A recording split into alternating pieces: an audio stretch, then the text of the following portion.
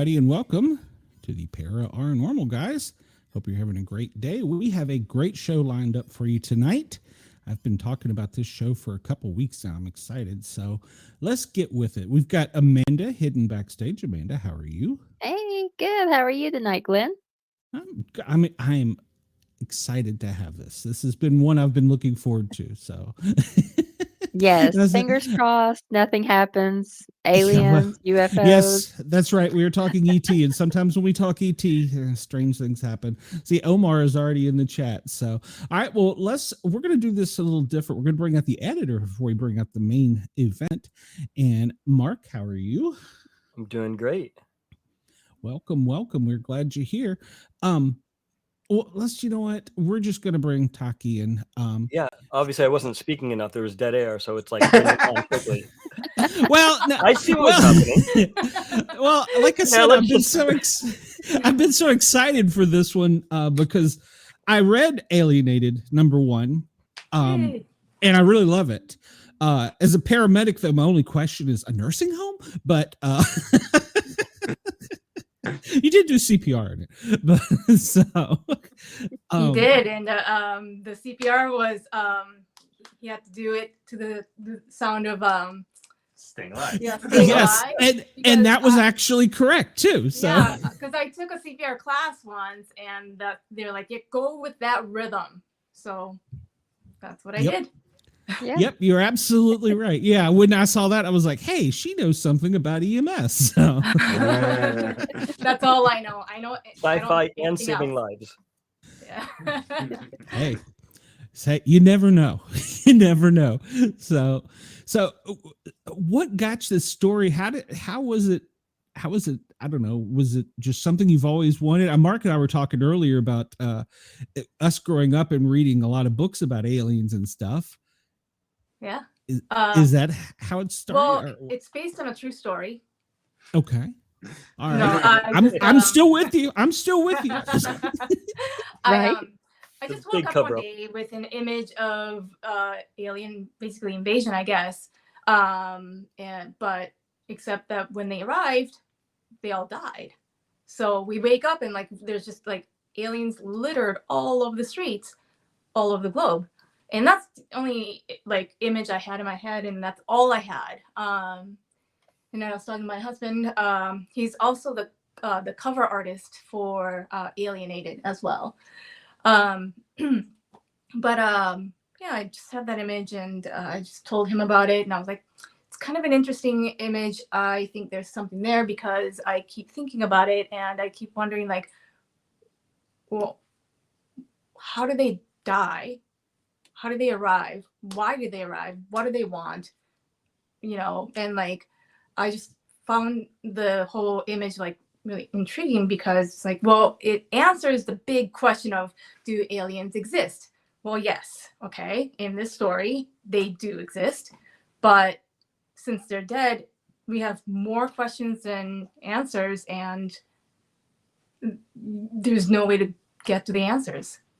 So basically, she wakes up in the morning with a vision, and then we just discuss it. And as we're discussing it, you start to unfold a story that you didn't know was there, because she wasn't pitching this in the morning. She was just saying, "Oh no, I just woke up with this." But then we started just talking about the possibilities of it, and eventually it leads its path down to what could be a story. Yeah. And that's kind of how it starts out. Yeah. Yeah, and it's kind of a higher concept. So I wanted to ground it so that it's, more relatable. So I focused it on a family to tell the story through their lens. Yeah. Nice. I like that. I love it. And Cheyenne says, "Hey, that's how some of the best stories start. Just out of a vision." Yeah. Yeah, I agree. As a firefighter paramedic, I got to tell you, that was the first call of the day. It would be horrifying. So, aliens laying everywhere.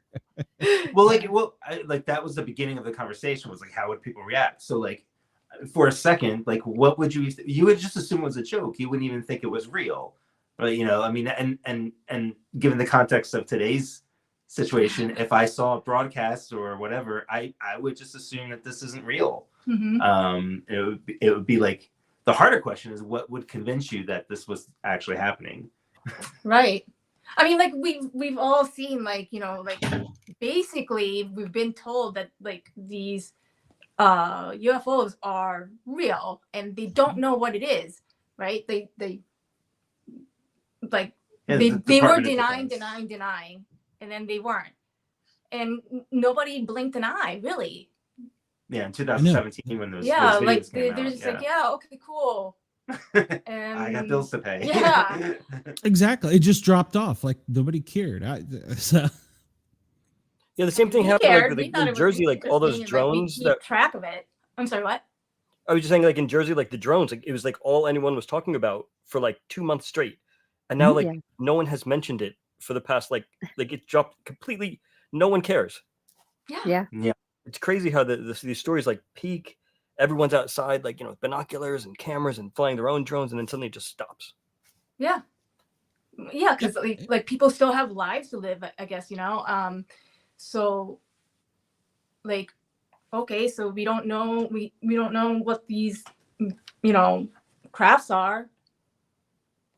Well, we did get a really bizarre explanation a couple weeks into the new administration, and they basically said, after they had said, like through the DOD and stuff, that we don't know what any of this is, we're keeping an eye on it, don't worry about it. Then, like, you know, weeks later, it's like, oh yeah, this was all part of an FAA thing, no big deal. But and then just kind of left it at that. It was really really weird. So obviously something was going on, you know, and then it's hard to tell the difference between what was really going on, what was just, you know, it was a couple of weeks after the holidays, so there's all these holiday sales on drones. Everybody's got more drones now. They start sending up their drones to check out these stories of the drones and stuff. And it, you know, as you guys know, anything in the paranormal world, it's really hard to sort of separate the wheat from the chaff, the signal to the noise kind of stuff. And if you do actually have something going on, it's really hard to tell what the truth is. Yeah. and now with AI, that could throw that in there, and it confuses it even more. So yeah. Well, we used to joke in Washington D.C. growing up, if something big happened, the Washington Post would run a story the next day blaming it on a squirrel. I mean, you could like totally lose power in the state of Virginia. It was like, yeah, a squirrel chewed through a wire. And we're like, what? Yeah. I kid you not. That was what the Washington Post story, and we used to joke about it. Wow. So Squirrel. Well, you know, likely culprit. Yeah. So it was interesting to have that, and a combination of like going through the COVID stuff, seeing how people react in mass to these large events, and then trying to figure that out for the story. It really helped sort of inform some of the choices and stuff, which made it easier, I think, for you to just focus on a family as opposed to all these bigger events and looking at it from a global point of view. Yeah, so I did touch on like how society handles like the whole event, but yeah, essentially it's all about this family who discovers the one single, you know, surviving alien and what they're going to do about it. And thank God that they're nice people. Yeah, and not typical Americans that like to blow shit up. Yeah. Well, and one So they thing I just do, adopt this alien. and that was going to say, one thing I like is you got it through different age groups' eyes during the comic, and I like that because that will not only reaches out to everybody, but it does give a different angle. Yeah, definitely. So yeah, so I have this deep love for the elderly for some reason. So I appreciate it. yeah, there's always that. Like I've always had connections with, like, you know, friends' grandmas or grandfathers. Like if I meet my friends, like, you know, elderly grandparents, and I'm like right there, like just we're gonna be friends, you know. And I loved my grandparents, and you know, so yeah, so there's that. But I also like purposefully chose the elderly and teenagers because I wanted to talk about the importance of like sacrifice. And these two age groups are specifically excluded from making their own choices, right? Like if there's like a sacrifice that needs to be had, an elderly person is usually like, well, it's automatically you because you're old and you've already lived your life. And it's wrong for teenagers to choose themselves because they haven't lived. And like, but they don't really have choices, you know, in the eyes of society. So that's part of the reason why I chose those two age groups. That's deep. That's good. It That's is. great. That was a long bedroom conversation. Yes. Yes. But it's so true. I mean, it really is, especially from a paramedic. I see that it's so true. So yeah, Yeah. that's good. I like that. I hadn't thought of that. That's good. One of the things that I appreciate about Taki's work, if I may say so, as her husband, she's always looking to avoid the conventions of a genre, right? Like, and when you're telling a story, there are certain things that you expect to be part of the story, right? And you want them to be part of the story, and they're done well, they're satisfying and stuff. But often she'll find ways to sort of circumnavigate those expectations. And this genre, you know, an alien who's trapped on Earth, right? There's been several series and movies and stuff about it, and yeah, I was really taken back by how she figured out a way around those conventions, kind of almost every time, to say something new, like the cast that you chose, the fact that they're all dead when they show up, you know. Yeah, it makes me proud. I'm like, oh, that's pretty cool. Thank you. But I'm pretty sure this story's been told before, and All stories have been told. Exactly. But thank you. We've certainly given it a fresh set of eyes. That's for sure. If it has, and one thing you were talking about, I don't want to exclude Mark either, but you were talking about it does take a village because you are the idea, you drive it, but then you need obviously the cover art, but you have to explain to an artist what you're seeing up here. That's got to be difficult. Oh, are you talking to me? Yeah. Well, I was gonna as the edit. I'm gonna bring him in as the editor. Well, I am. I'm sorry. I am, but I am. But you have to. I don't speak very well. Allow me You to have answer for her. Okay, go ahead. No, just I'm sorry. What was the question? So, well, I mean, it's got to be hard, and it does lean into Mark some because you have to find somebody, and you're going to have a good relationship with them, I would assume, because you're telling them, okay, in this frame, I want this and this, and then once you get it and you get it to where you like it, then Mark has to come in and go, yeah, that doesn't work. You're got to 86 that. Yeah. So I'll usually do like a script for an issue, and I'll send it to Mark. Mark will tell me like, oh, this doesn't even make any sense. Like, what is this? Is this even English? And I'm like, I tried. This English that's is my literally second how I reply. language, so thank you. And then like, yeah, and then he'll give me like really good feedback. Oftentimes too, like I will consult with him, and just before I even start writing, and just kind of ask him like, well, I'm kind of thinking on going in this direction. Does this make sense? Stuff like that. So he has like a lot of input Sure. in like decision making for sure. And our like working relationship goes like way before this Alienated started at all. Mark is actually a writer himself, and he wrote like an entire basically anthology, like a sci-fi anthology, by almost by himself. Like you wrote like basically like 90% of it, right? I think it was like a little more than half, but I mean, Chris Northrup, my partner at my company, Horrible Future, we do comics, and Taki came on board and co-wrote 2 of the anthology stories with me. That's how we kind of worked together for the first time. It was cool. Yeah. And then like we were like, we should keep working together. So When this came out, I mean, Mark had not only was a good writer, but he's also had and know what it's like to work with Taki, but he had the experience of editing, of actually, putting all of this stuff together. So it was just an extension of their working friendship and relationship. Mm-hmm. It could be a lonely, they have a unique situation where they can kind of bounce ideas, but it could be lonely writing a story. And a lot of times the editor is that person, who you have to bounce these ideas. Like, is this going to work? Does this make sense? Because it might make sense to you. So it's a good filter. It's a good collaboration. Yeah, absolutely. And, Mark has given me notes on I don't know if John, who's the interior artist, would get this. And I would have to kind of reword something so that it's comprehensive and, all that stuff. So I mean, editing is a big part of, making a comic. Okay. So it goes to him before it goes to art. Yeah, so it gets filters through Mark, and then he'll do the final approval.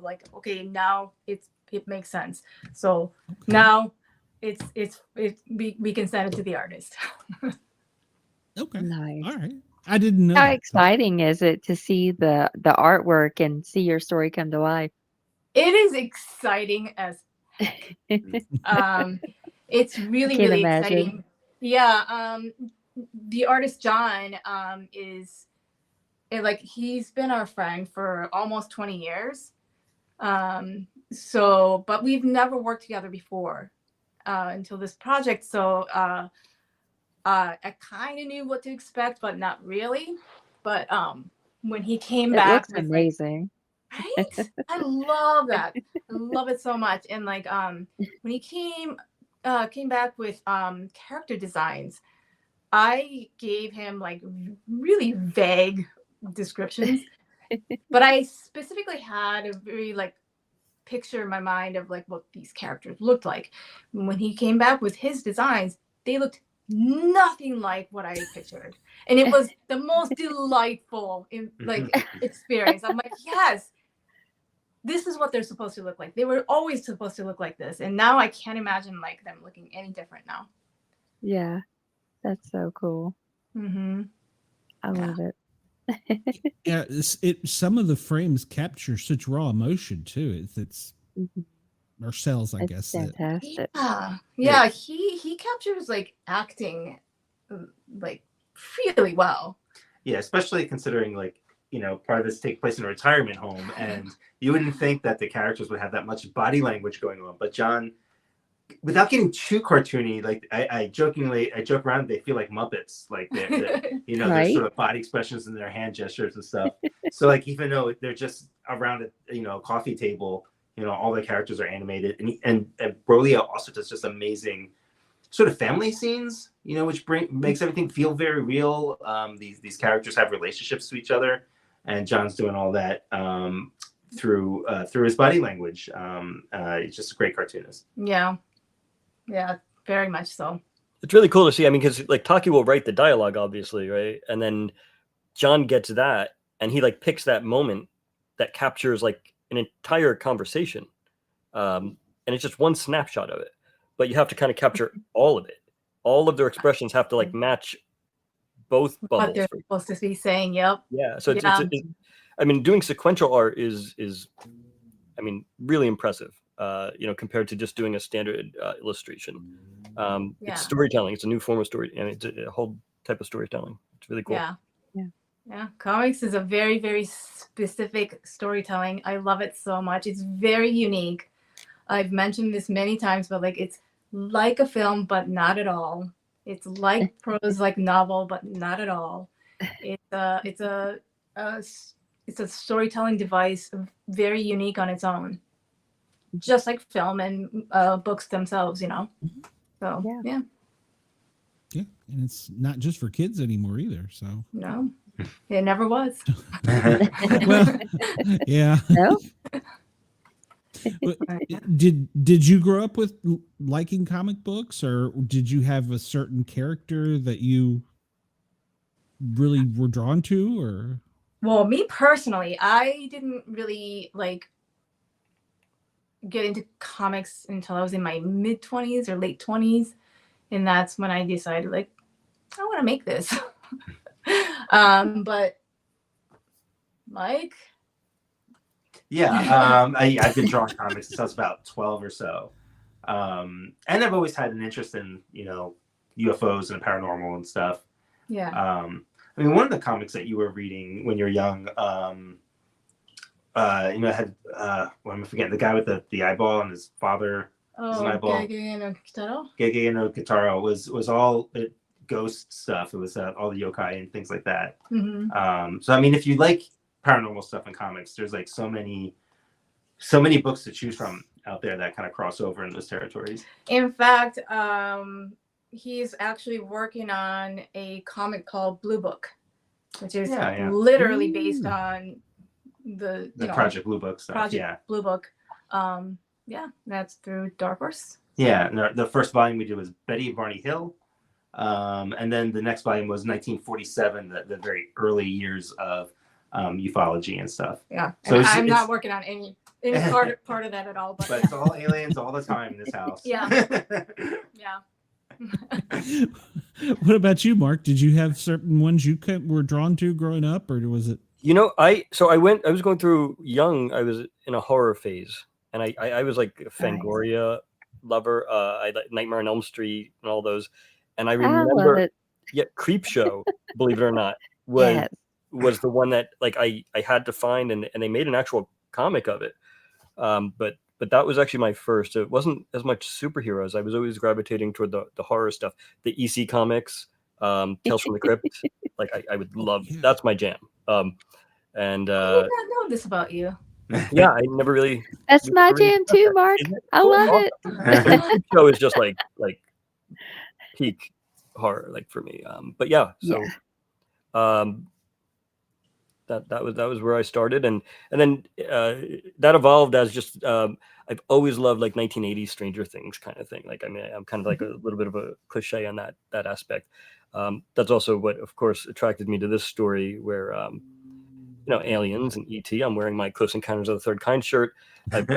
So I kind of came through like the movie side of it, and really enjoy like that overlap. I enjoy the spin-offs, prequels. But yeah, that's my story of it. Oh, that's cool. Well, there's, like you said, there's so much out there. So yeah. I mean, there's something for everybody. That's the thing, is like you hear comics, and even as we write these and produce these, it's like you say comics, and people just tend to go, "Oh, that's like, isn't that for kids?" And there's some really grown up, like serious, stuff out there that if you just look. A lot of the stuff you see in bookstores is very limited. And if you really look at like a lot of the independent stuff that's coming out, there's some really, really cool, deep, fun, really creative forms of storytelling. So one of the most popular books right now is a manga, a horror book. What's it, that guy's name? Juni Ito. Oh, Ito, he's one of my favorites. That's horrifying. I mean, like it's hard to capture truly scary stuff on paper. It's literally disgusting. Yeah. Have you read is it Amagara Fault? The one no, where I'm only aware of the books. I'm not much of an actual. There's one where like there's a crack in the wall and people are drawn to it, almost like Close Encounters, like the Devil's Tower. Mm-hmm. They're all drawn to it, and they decide to like go into this really small crack space. And I don't want to. It's a short story, but it's like they're all horrific. It's very David Lynch like. Yeah. Amanda will probably right after the show download them. So it sounds like this is an Amanda thing. Oh, it's sure. It's excellent. I mean, if you like Creepshow and those kind of things, I mean, it's cool. Yeah. They're a little bit more. Well, no, it probably fit in with Creepshow, to be honest, and they're good. Yeah. Nice. Like Creepshow meets manga. Yeah, there's a lot out there for sure. But and there's so many, the superhero trope and then the zombie trope. You've got all that, so that's why this is so fascinating to me. So, and how far? I know 7 issues. Is that correct? Is that how many? 6 issues. 6. Yeah. Okay. Do you plan on doing more? Or Well, I think it's a finite story. But I am a confident enough writer that if it was popular enough, I do have more story. After the movie comes out, there'll be more comics. But I did write it with the intention of it being like a very like finite story. Again, yeah. But yeah, 6 issues. It was supposed to, like when I signed on for it, apparently it was only for 5 issues, but I guess somehow decided it was 6 issues until it was too late, and I just finished writing issue 5, and I figured out that it was only supposed to be 5 issues, and I'm like, oh, great. I don't know what to do. So like luckily like they were like, yeah, 6 is fine. But This is after an emotional breakdown. Yeah, I like had like, a heart whoops. attack. And yeah, I was like, stay alive. For like a weekend. Yeah, but yes, 6 issues. Well, it's kind of like Kirkman. He just decided one day he's done with writing that, you know, with The Walking Dead. So, is that finally done now? The comic? well, the comics are. I don't think he's drawn into Hollywood now, and they've sucked him in, and he's got the money. So I think he'll be. Now he still runs. Was it Dark Horse? He still runs it. Skybound. Skybound. Yeah. He still runs it, and he's got other things, but. Yeah, well, he actually just took over the Transformers world, so it's kind that's nice. cute. Interesting. But that was the ones I grew up loving. But yeah, I knew Robert a little bit as he was coming up in comics, and he's just a fanboy. You know, he just loves all this stuff. So it's not surprising to see, even at his level of success, to go, I just want to write the Transformers. It makes sense. He used to give Mike like a piggyback ride. Yeah, I used to ride him like a tauntaun. That's got to be the quote of the show right there. Right. We were like Master Blaster from Mad Max, you know. But yeah, so it's 6 issues, and I'm very excited for all of them to come out. I can't wait for people to consume the story that is Alienated. And at the same time, I'm currently working on one other project with Comixology, and Mark is also part of that too. okay. That is all we could say. Yeah, that's all we can. Comixology, that's also Amazon, right? Yes. Yeah, so this is important for anybody listening. If you're interested in this at all, you don't need to go to a comic book store. You don't need to order it on, like, you just go online, and as soon as you order it, it's in your right hands. there. Yeah, it's on your screen. You can read it right now. Yep. Nice. Yeah, don't even listen to These this. guys. What are you doing? Go. Hey, Just read it. I have been pimping your book for a week now on all my shows, so I'm trying. That's great. You. Yeah, I mean it really, and I don't. A lot of times we'll get authors and guests on, and I don't get excited about their stuff. But you, and then of course Omar later tonight, I'm it's the ET stuff, and I'm paranormal, and I'm all in on it. So I love it. And then with you, the CPR, that was that threw me over the edge. I'm like, I have never seen that in a comic book. Yeah, I'm proud of that. I've actually heard from other people who's like EMT or whatever. Aliens. Yeah, aliens. Talk about Lizard that people. specific, like I can't believe you put that song in there. Like, that's perfect. You know, that's what you're supposed to do. And I'm like, thank you. I've only done it to a dummy, but yes. Let's hope it stays. I've that heard way. the same thing. I would have done the same thing. Yeah. Hopefully it'll only stay to a dummy, because it's not fun. But yeah, I mean that really did. That slowly is the paramedic, but I have enjoyed it. I am looking forward to more of it, and I can't. you started off, that was another question I had. And man, I'm sorry, I'm cutting you off a lot, I know. But how do you decide where each issue ends? Because I mean, you got to leave like a little hook to get the next one. How do you decide that? Or is that Mark? Is that what you do? No, I mean that's Taki. I mean, she'll often. I mean, not often. There's only 6, so. But I mean, she'll come and what if we end here? What if we end here? And each one has like kind of a theme to it that tells like its own little subset of a story. But yeah, you need that like that last moment before the Lost logo appears, right? Like you need them to want to come and buy number 2 and number 3. And I think she did a great job of that, of capturing that feeling of like I need to get to the next one. It's a little weird now because we're so used to Netflix where you could just immediately watch the next one. Yeah. With this, you actually have to wait.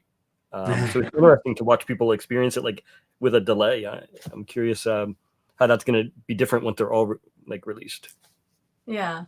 I always end each issue with a cliffhanger for sure.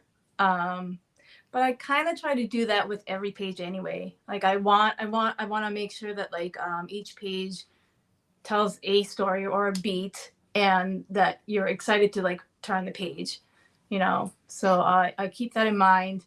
But yes, I always try to end with a cliffhanger that kind of makes you go, I want to know what happened. So that's my goal every time. You did on number 1 for me. Thank you. Yeah, I'm already subscribed to the whole series on Amazon. So. Oh, hey! Thank you so much. I appreciate that. Oh, no. It's also really difficult to talk about Alienated now because only the first issue is out, so I don't want to give away any of the mystery that's going to unfold. But like, what did you think of the last page with the weird image? I'm hooked. Like I said, I'm ready for the next one. And I had read, I think Comic Book Review, I think they get a pre-copy. Is that right, Mark? They get one like maybe a month ahead of time and they do a little thing about it. Is that right? I mean, that's up to there's a whole PR team, and Amazon has been excellent here with that. So that's not a universal. That's just up to the PR and whoever. Well, I had actually read about your comic, I don't know, months ago, and I had been looking for it on Amazon, and I was like, I know my co-host thinks I'm a nut, but I was like, I'm going to reach out. I'm going to see. Because I was that fascinated with the story. It really. Wow. That's so cool. Thank you. Yeah. Yeah. And Amanda, I'll let you ask some questions because I'm the nerd that does all the. You're good, Gwen. I think you're covering everything I've wanted to ask so far. You're good. I love the art, and I asked about the art.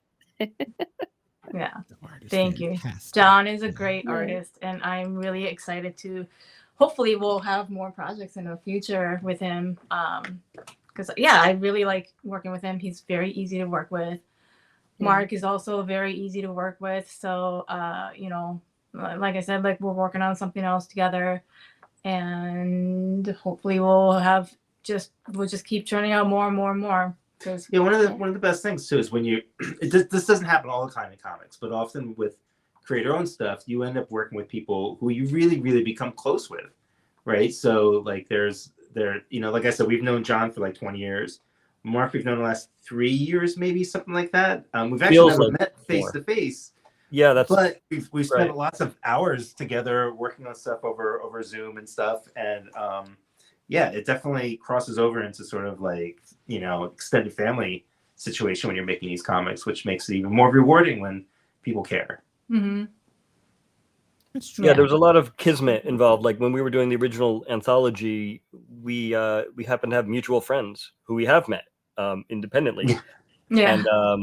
And that's how these guys got involved. But it's fascinating. And then our cover artist was this guy named David Mack, who you might know, and independently, like these guys are friends with him, and everything just started coming together really cool. And when that happens, I don't know, it feels special. Yeah, synchronicity. It's rare that it happens this way, but yeah, when you find your people, you hold on to them tight. And it was literally because like I was 3D printing a Phantom of Paradise mask for Mary, our mutual friend. Okay. And Mike happened to randomly reply on social media like, cool. I'm like, wait, you know Mike? Can he maybe do one of the stories in the anthology? And then like, yeah, they're great friends. I'm like, why wouldn't you have mentioned this before? And then we met, and here we are 3 years later. In the paranormal community, they call this synchronicities, where all these things line up because they mean something. And it's kind of easy to dismiss that, but then when you end up with situations like this, that it does seem like we were meant to be connected. So yeah, there's definitely synchronicities here that's led to something special, not just, oh yeah, it's great to just work with these other people. Like it does have meaning to it, and then that carries over into the work. Yeah, but I also think like-minded people just generally just kind of gather together, right? So Mark is a lot smarter than me, but than both of us put together. Yeah, but we like the same stuff, so I think that's the connection. Mark has a whole fascinating background. Yes. You probably like to have him just by himself. Yeah. To just talk about I'm going to ask before long. Yeah, I will not just his comic stuff that he did, but like he was a film editor and he worked on some amazing, really interesting stuff. Mm-hmm. And you like every time you tell us a story, it's kind of like this other just layer. like, what? Well, actually, I mean, like for this, because of this nice lead-in, this was not planned. But one of my first jobs was doing publicity for the TV show The X-Files, on what was like before the internet. Like, like I don't know if you remember, like when it was like AOL and CompuServe and like Delphi. So this company Delphi was owned by News Corp, and they were the ones who owned 20th Century Fox. And I ended up getting involved and working on the publicity for X-Files. And that kind of started. And you were how old? I was probably like 19 or something. A lot of times I was like faking and pretending to be an adult, like earlier on. I worked for Sierra Online, like doing a little bit of writing. Like remember Leisure Suit Larry? Am I really dating myself? No, I love that story. Lord, like the old, like the King's Quest and all those. Yeah. Yep. So like Leisure Suit Larry was this like series that was like really pixelated, but like inappropriate for children. And I think very was, like, inappropriate. I might have been like, I was in my teens, and there's these questions you had to answer to prove you're an adult. And like, so before playing the game, it would be like these trivia questions. And I actually ended up writing like a dozen of them for like one of the games before I was even 18. So I couldn't even buy the game in the store, but I was like writing it. The creator of the game actually made me a little certificate that said, this is to certify that Mark is old enough to write it, but not play it. Oh my gosh, that's hilarious. It's kind of like the rule of alcohol. Like, you can be under 21 to serve it, but you can't drink it. Yeah, Right. exactly. But you can't actually drink it on the website. So when you were working on the X-Files, had it become a thing at that point? Was it? It was all. Point? Yeah, it was already kind of like. I mean, it wasn't as it was like still on its upward trajectory. It's like second season about. Yeah, like that. yeah. I mean, but it was full on. Yeah, like I was the host the very first time. David Duchovny and Gillian Anderson were like on an online chat with Chris Carter, the creator of the show. Oh my God! They were at the TCPA. It's like the Critics Association, or TCA. Sorry, the Critics Association. It's like this like gathering, and it was like this was like really big for the time. Like having celebrities go on a chat. Like now we kind of think about it like that's everyone's doing that, but like having like these people come into like a hotel room and people asking questions like this chat right here, and having actual celebrities respond. It was pretty fun, and it was exciting to be like a part of that history. See, every time we talk to this guy, every time like, that was a new story to me, like. Yeah, fascinating. That's cool. Well, the X-Files is probably one of the groundbreaking things for a lot of the science fiction stuff. So yeah. Oh, I mean, certainly. I mean, it's still to this day. I think it's being rebooted. I had heard that. By the director of Sinners, I believe. Yeah, I'm hearing so much about this movie. Like, I haven't talked to you about it, but we might have to go out to a theater Yeah, it's So it's Brian Coogler's You or want Ryan me to Coogler's. be Brian the Coogler. hot- Yeah, I know, Okay.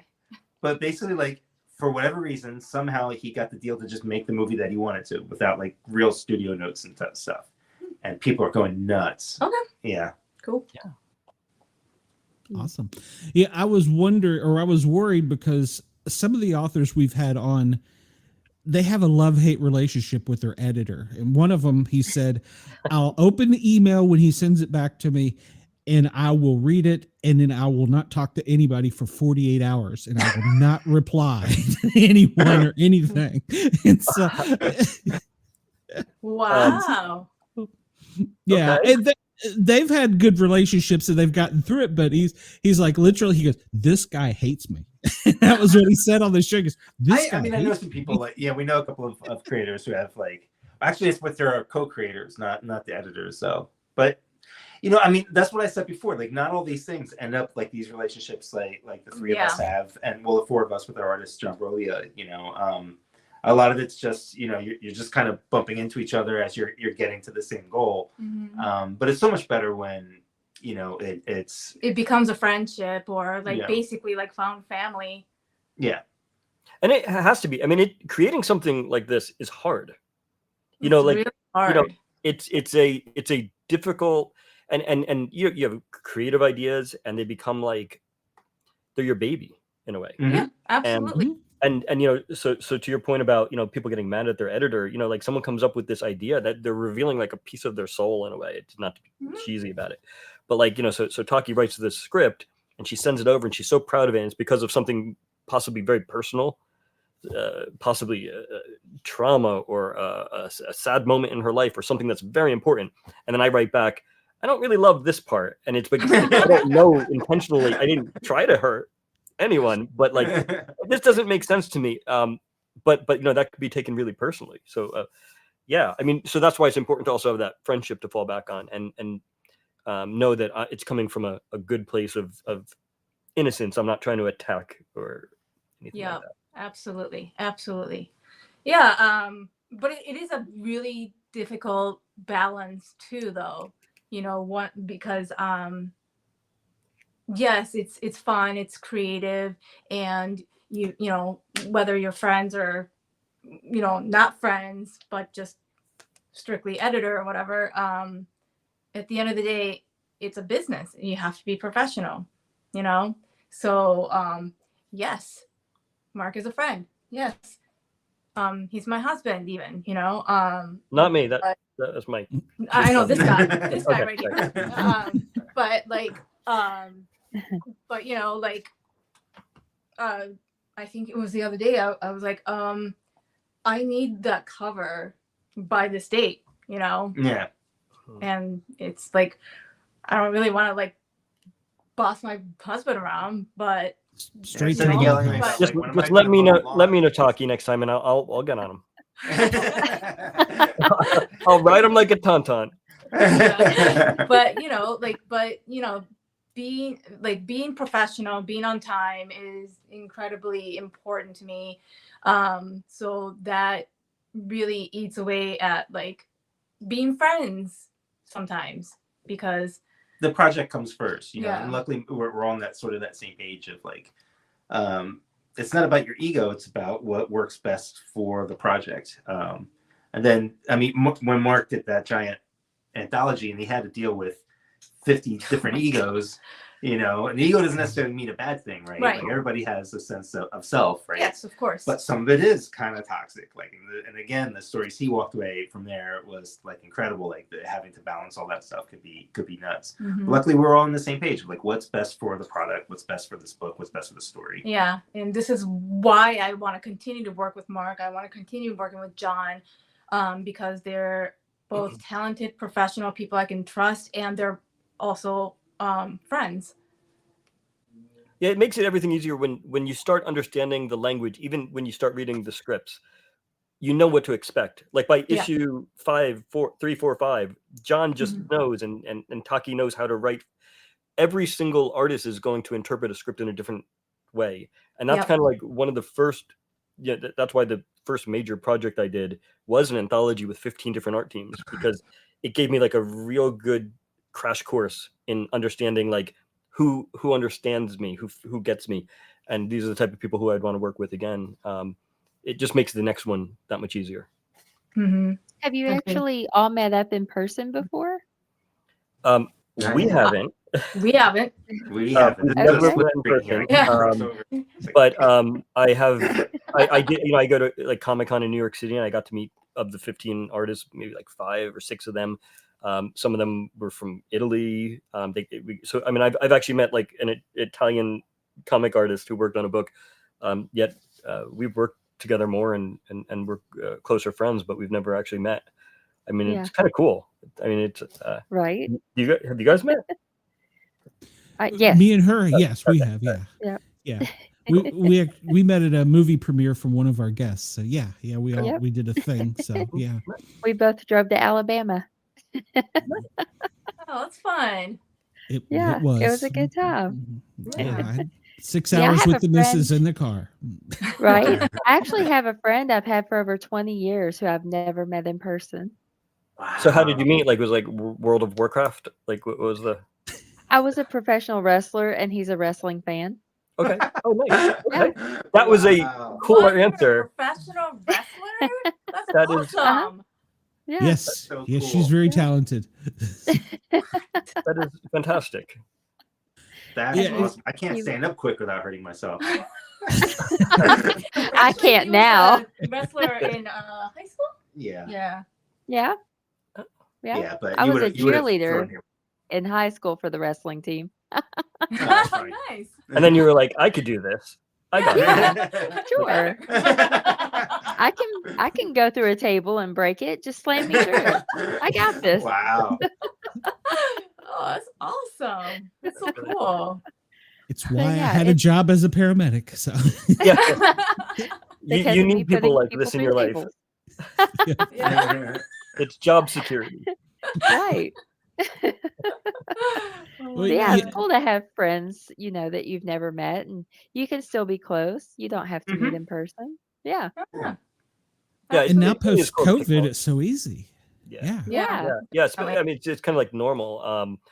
Even the co-creator of the anthology that we worked on, I mean, we finally did meet in person, but we finished the book like that we co-wrote together, this huge 2 books actually. And we had not met other than Zoom. And Wow. and yeah. It's Oh, cool. when did you meet Chris in person? This a few months ago, he was out here. Because he has family Really? here. Yeah, he came out and Wow, I had we no spent the day idea. together. We went to some comic shops and yeah, it was cool. But you know, but it's not, it's not weird. It was like just like, Oh yeah, because You I know? mean, just because it's just through the screen doesn't mean that like you're a different person. So yeah, that makes Yeah. sense. yeah. I But think the yeah, only like thing is, it's height. weird because like this partner that he's talking about lives like Close to us, yeah. next town over from us. So Oh, wow. we've met Yeah, like yeah, so my wife went to high school with him. Oh. He moved to the West Coast. My wife was like, you got to just talk to Chris. You got to talk to Chris. Because like you guys remind me of each other, kind of thing. And then we talked, and then like he's now next to them. It's all just yeah, He it's- said it. Synchronicity. yeah, Yeah. and pretty and even much, adding to yeah. that, like their friend, David, who did the cover, to even take it a step further, like we were chatting for the very first time on Zoom. I had met up with, I just walked up to David at his booth at Comic-Con, and I was just like a nobody, and I explained the project, and I'm sure he gets a lot of people annoying him all the time. And at first he was just like, like he gave me his normal like card for his like agent or whatever, and then like just as I'm about to walk away, he's like, wait a second, and then he like wrote his email address, and I'm like, I think we got to him for the cover. I thought, it was, and this was before any influence from these guys here. And then the very first time I'm on a Zoom is when David, like it, the little beep went off, and David said, "Yeah, I'll do the cover for you," as I was speaking to them, and they happen to be like friends. Like, yeah, but yeah, like we're like. David married us. Yeah, Yeah, like- so like- officiated, and he married us. Really? He did? Yeah. Yeah. Oh wow. Yeah, David Mack, the That's famous artist. great. Yeah, so like Mhm. Chris loved David Mack because when Chris was like first, as Chris, wish he could tell the story, but he apparently was at a Comic-Con of some sort, and his father was talking about how much Chris liked art, and David Mack was like super nice to the father and like gave him something. He's like, listen, Dave Mack, like I love this guy. He's just a nice guy. And he's like, he's the guy. Like, just walk up to him and ask. And I'm like nobody going up and saying, like, you're a cover for my anthology. And yeah, I mean, so like all of these steps that had to take place, like Chris had to tell me, go see David Mack because he's a nice guy.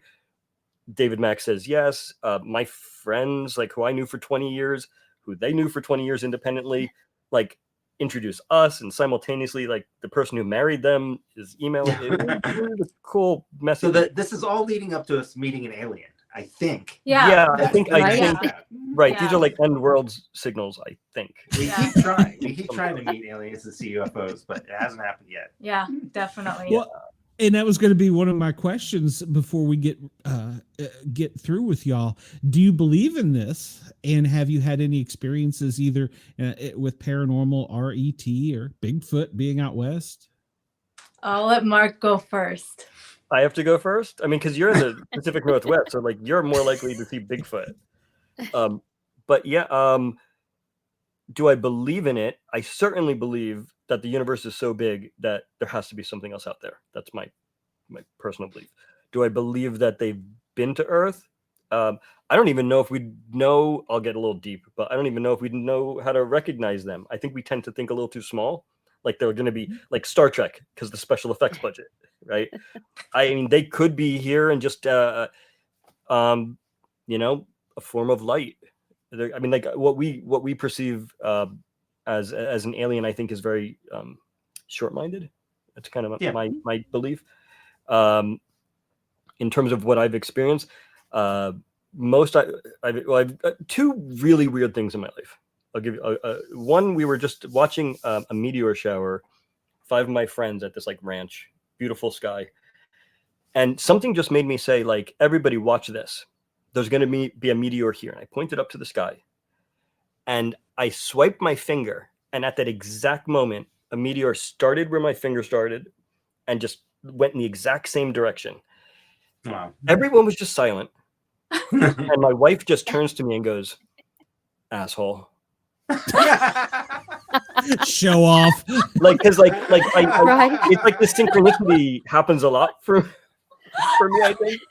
But that was one, and maybe it's because of this, but I used to have sleep paralysis a lot, but they were very vivid, and it did involve like I'd be lying in bed, and it would always be 2:06 a.m.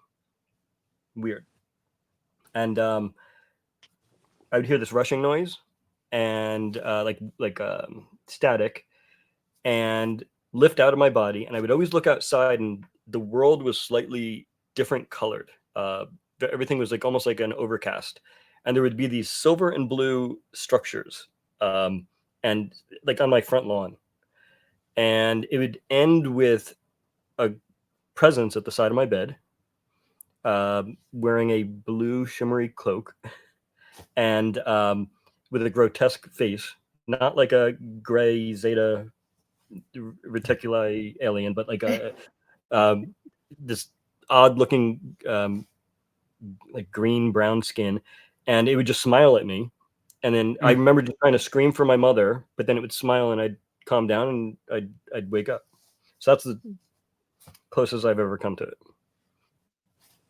That's Christopher Walken's yeah, we were yeah, it had, you know, and this it had a very communion type of feel, and those books like terrified me. But yeah, being frozen and not being able to move and hearing that noise, but like floating out and like in the sky, it was like the same type of technology, but like the size of a Star Destroyer, but behind the trees. It was very, very detailed. And I woke up and I drew it as a picture. And but yeah, sleep paralysis. You know, Mark, instead of saying this was just this weird sleep paralysis thing, sometimes, you know, if it walks like a duck and it quacks like a duck, maybe you were abducted by aliens. Yeah. I mean, Or visited by alien. Maybe you weren't abducted, but it sounds like harassed. They at least they harassed. were like in We will- your space. Yeah, we won't go as far as saying he was probed. He was just sure. Yeah. So. At least that part was blacked out. He was jostled. He was jostled. He's jostled. Man. Jostled. He- My room was infiltrated. a gentle probing. Now, see, Mark, you But told me to that's sit backstage. You didn't have a story, but my God, that's a great story. Yeah. I mean, And like that Yeah. that's like legitimately creepy Yeah. because well, but it had ends a with friendly smile. Yes. yeah, it ended with like Yeah. almost like it's gonna be okay kind of feeling. It was interesting. It's Yeah. like it was Yeah, like but that's- violent. That's Like, you know, it's that's all classic okay. abduction. Yeah, no, it was like that, Amanda. It was more like it wasn't like shh, don't tell anyone. It was more like Or maybe No. it was. Yeah, I mean, I got the sense of like I see you're scared. It's all good. Like Yeah. I don't want you shouldn't be scared kind of thing. That's the net feeling. Yeah. But I it don't did feel like it was think you get that kind of I've had like sleep I don't paralysis before. It was not like that. right. Yeah. Like a lot of the times it's supposedly very, very scary, right? Right. Mhm. And if it looked like it was trying to calm you, that doesn't Well, align I with mean- what I understand about I was sleep terrified. I remember trying to shout for my mother. Yeah, And no, I couldn't. understand Yeah, that, I've but been- I've just had the that. very But- fact that it. But at the end, smiled it at did you have that in order, like, and you Yeah. said that you felt like it was trying to comfort you, right. right? So Yeah. I say it really happened. There's a lot of details there for sure. Because of that detail. Yeah. Yeah, because Yeah. of that detail. No, really, like because if you felt like that was its intention, like it was trying to calm you. Well, kind of as you Right. said before about your possible belief about aliens, and we have this like narrow belief in it, right? Like, so these stories, I think there's a commonality to them for a reason, you know, and they tie back to all the fairy tale stories about being abducted by you know, Fairies. fairies as well, right? Like, there's a lot of commonalities to all these things. So, like, one of the theories is that the alien thing is really more of an intelligence presence that manifests itself in sort of like these kind of iconic ways, which is why they repeat themselves over culture and over time. So it might not be, you know, what we think of as alien abduction, but it might be whatever this presence is that kind of overlaps. I'm sure you guys have talked about this on your show before. The paranormal and UFO stuff used to be so opposite of each other, but now like consciousness stuff seems to be bringing these experiences together. So, you know, I mean, it could really be something along those lines. This is sort of existential intelligence that somehow manifests itself either in real life or in our minds, or kind of both at the same time. What Okay, kind of Chris. Forrest Gump life? Thank you, Chris. No, I mean, Forrest Gump, a paranormal Forrest I Gump. just stumble across aliens and it just happens. That's a great pitch. See, this is where ideas come from, is Yep. listening. Paranormal Forrest Gump. That's Well, good. like imagine like right, it's about a guy who like everything is happening to, but he's just like, I guess it's just like with something else. Just keeps writing it off, like keeps Like, explaining it well, away. Like yeah, like no, it's just sleep Yeah, paralysis. this No, happened to you Wednesday, Yeah, right? yeah, yeah. Like, you know. There's your next story. Yeah, he's a professional debunker. So no matter what happens to him, he he has. finds an Otherwise, explanation to it. he's a scientist, so his life it'll destroy his Oh my goodness. foundation. Yeah. I love it. You Okay. could make it more creepy though. You know, Sure. it's all going to be okay. Almost like being That's hypnotized. the creepy part, is the comforting part. Well, I mean, I think Mike, you're touching on something cool because, like, if it was a alien life form that could make it to Earth, right? It's clearly so much more advanced in terms of travel, wormholes, or Yeah. speed of light. That could our brain even handle it, right? You know, so is our mind just being blown so much that it feels like paralysis or other things, right? I mean, I do think there's some truth to the fact that, like, again, I go back to, it's not just going to be like, you know, like a Harrier jet landing and a guy going, "Hey," right? Like Yeah. we would be so different, and it would be like us trying to speak to a worm, right? What do they Well, what do yeah, they I mean, think when they see our function, right? And just look at how phenomenon's changed it seems to change with the times. Like in the 1800s, there were these airship sightings, right, where they were saying they were from Venus and they kind of look like humans but not, and they had like fake beards and they're in like a little like a balloon, right? And then it goes from there to the 1950s and everything is nuts and bolts and landing gears, space helmets and stuff. And then all that disappears. Now everything is like drone-like or, you know, these sort of like light ship things. So, you know, why is the phenomenon changing with the time periods and stuff? And you can explain it away in a bunch of different ways, but like I think we're looking for ways that we understand instead of simply acknowledging that if there is this other intelligence, it's just going to be more than we can understand. And it's okay not to know. Like it's weird that we kind of have to like, you know, that nail down like, oh, they're Palladian this or they're from this thing or whatever. You know, I think the questions and the answers are much bigger than you know what we're kind of feeding ourselves. Yeah, you can't just put it in a box. Have you all had any paranormal experiences? We actively search for them. We often go sky watching. We're near Mount Adams, which is famously known for a lot of phenomenon. So we would go, you know, like 2-3 nights and like look to the skies with like binocular, like a light gathering binoculars and like telescope and stuff like that, in search of anything at all, because we're catfishing the paranormal. Yeah, we're always looking. And we've also gone like a Bigfoot search with a actual like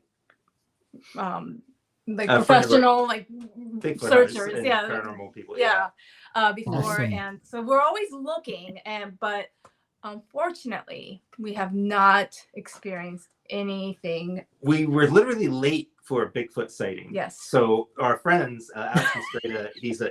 You just missed him.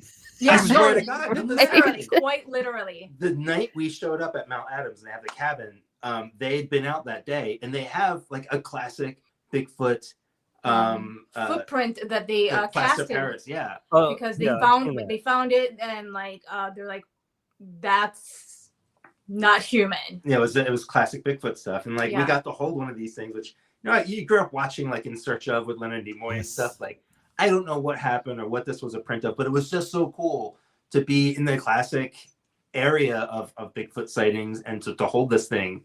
And like our friend's done these sort of hunts before, and like he knew to look for like certain signs in the trees, and like you know he kind of knew where to look. And you know they didn't see anything themselves other than this print, and I think there was some other print stuff nearby, but it was like wet. So this is it wasn't enough for them to make a cast out of. But I'm curious, what are the signs like are you looking for like moss, like what do you, there's like certain ways, like if a tree branch is like broken in a very specific way. I think it has a lot to do with the height, you know, that basically you know, like a branch at 8 foot that's cracked. But it's twisted, very specific. And that's interesting. Also, like you know, some people speculate that they make branch basically like a giant nest for themselves to kind of hang out in. So you know they look for stuff like that. There's like a few other things too, like obviously like if you see like weird fur that's just kind of stuck in a tree bark or whatever, a humanoid like creature running away, then you're sure. Well, that obviously, yes, that's the first sign. That's cool though. That is very cool. Well, Glenn, we know who to contact when we go to Washington now. Exactly. That was what I was going to say. We know there are so many cool, like, isn't there like a tree octopus too? Have you heard about that? Yeah, you told us about the tree. I think I told them. Amanda, you know? Together, where the logs are like all together.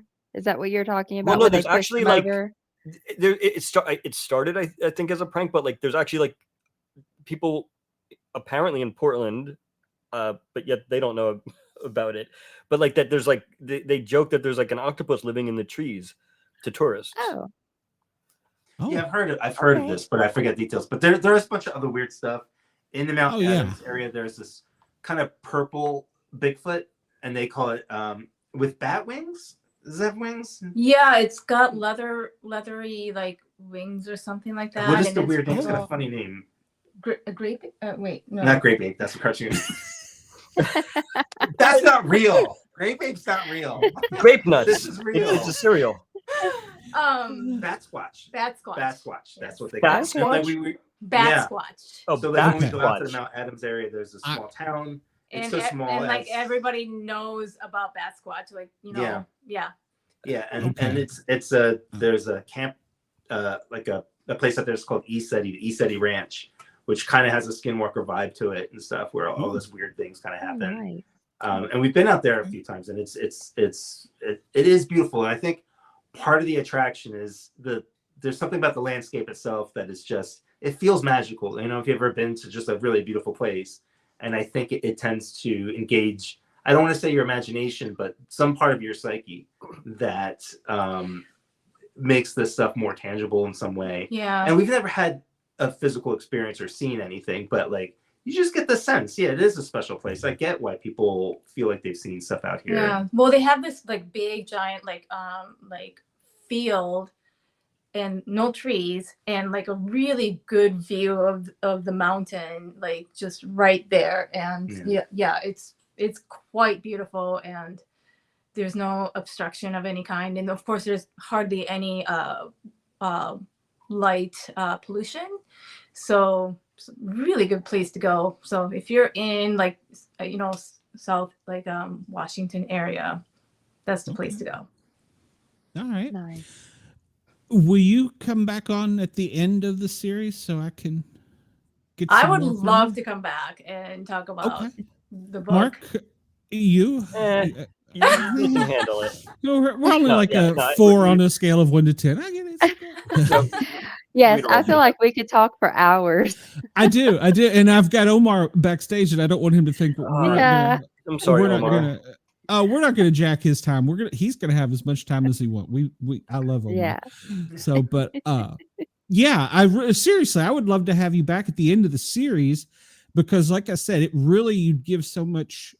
You and the artist and the editor, true, but give so much tug at the heart on this that it's really, you know what I'm saying? It's really, it draws you in. And for a cold, callous paramedic, that's saying something. Well, thank you so much. That means a lot. That means a lot. And- So absolutely, Fantastic. please have us back, and we can talk all about Alienated, and well, it'll all be you- out, so I don't have to be coy. You're gonna have to find Bat Squatch, so we need more info on that. We need I'm always looking. pictures. There you Go go. to Amazon right now, and you can buy the book and subscribe. Look at Mike being the professional here. Like alienated. No, he's. Like I was Taki getting Soma. there. He's right. Yes. Taki Soma, Comixology, Amazon, or comic book store. I assume I want you to Oh, get it's out there. digital only. Is it right digital now. only? Okay. Okay. Yeah. Okay, well- I'm hoping we'll find a print publisher after. in the future, but right now, this is Right where now, it is, it's yeah. all digital through Comixology Originals, and it's available in any screen that you have. And it's number one is available right now. Great. Awesome. Mark, any parting comments from you? I mean, I know you're the editor. You kind of got to wrap this up and tell us, Yeah, no, I mean, just I think we covered quite a bit. I mean, this is it was exciting. It's hard because I can't say a lot, and there's there's 5 more issues, and I don't want to breach any contracts. So as the I'm editor, fine with it. I'm being very strict and talking about sleep paralysis intentionally to keep the lawyers off me. But no, I mean, it's what I think is, like, if you're looking for an alien related, as a lot of your viewers, an alien related science fiction comic with heart, told from a different perspective. I mean, absolutely check it out. And like Mike is saying, like you don't even have to drive anywhere. Just click, download it, give the first issue a Yeah. try, and see if that hook worked. Absolutely. It's great stuff. All right. Well, I'm going to get to Omar, but I really do want to have y'all back. I've enjoyed the conversation. And I can't wait to see where this goes. So, and I have a Yeah. feeling you've got all three of you have so many more things coming up too that we're gonna. Yeah. We wish we could talk more. Let's just say that. Me too. If you know Kirkman, can you see if you can get Kirkman on my show? Would you? All right, guys. Thank you very much. Thank you. And Thank you. you've got my Thanks for email having me. address. Oh, it's lovely. You got my email address. Let's get back together towards the end of the series because I'm hooked. So Thank Oh, you. Anytime. Thank you for having us. It was nice meeting you guys. all right. Yeah, nice You meeting too. you, all and as well. we'll talk very soon. Take Yeah, care. sounds Thank good. you. Bye. All right. Take care. Bye-bye. All right, let's get them off screen there real quick. They Wow, were that's so great. great. That Oh was my gosh. that was amazing. You never know what you're going to get. Okay. Mm. Everybody knows that we do two guests every night, and I backed it up here with another comic book another comic book. And like I told the viewers and listeners earlier, I don't always sell things, but these two comics have meant a lot to me. And Omar is, let's just bring him back out front here. Omar, welcome. Hi, Omar. How you doing? Good. How are you? Great. Nice to meet you, Amanda. Glenn, nice to see your face. too. Finally, I've really have been hooked on both these stories because they're so great. And I think I asked you earlier in just a private chat, please tell me there's going to be more. I have ideas for more. I'm actually putting pen to paper and fingers on keyboards these days to kind of create the structure of what the future could be. There's nothing guaranteed, but I think if people keep responding the way that they are, I'm going to have a shot at it. And I cannot wait to tell more stories with these characters. The book is called Major Tomas, by the way. It's on Comixology Originals. Yeah, I was going to say, we got ahead of ourselves on this. Tell everybody about the story and how did we get this story? What was your... Okay, so the story is called Major Tomas. Is about an astronaut who gets lost in space, right? And the way I've been kind of pitching it to people is it's La Bamba meets Lost in Space meets Guardians of the Galaxy, right? That kind of tells you everything you need to know about this Chicano Mexican-American kid, grows up on a farm. Instead of wanting to be a rock star like Richie Valens, he wants to be an astronaut. And, you know, he has to overcome a lot in his life and he makes it. But at the point where he finally makes it and his dreams are coming true, he gets lost and he's marooned out on this strange planet and he gets sucked into this intergalactic war between these reptoids and these AI robots. And so it's classic sci-fi storytelling. It starts off like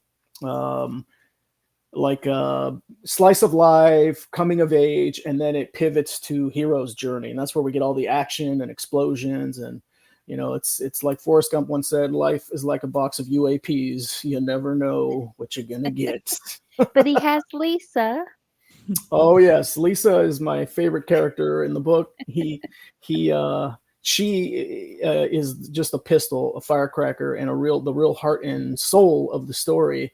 And one of the two comments I get the most is, number one, when can I get a print copy of this? And just like Taki just said, right now it's just digital, but there's a chance for print. The way that Amazon does it is they sub-license to, I think it's Dark Horse, Blaze, and there's a third one. Oh, Mad Cave.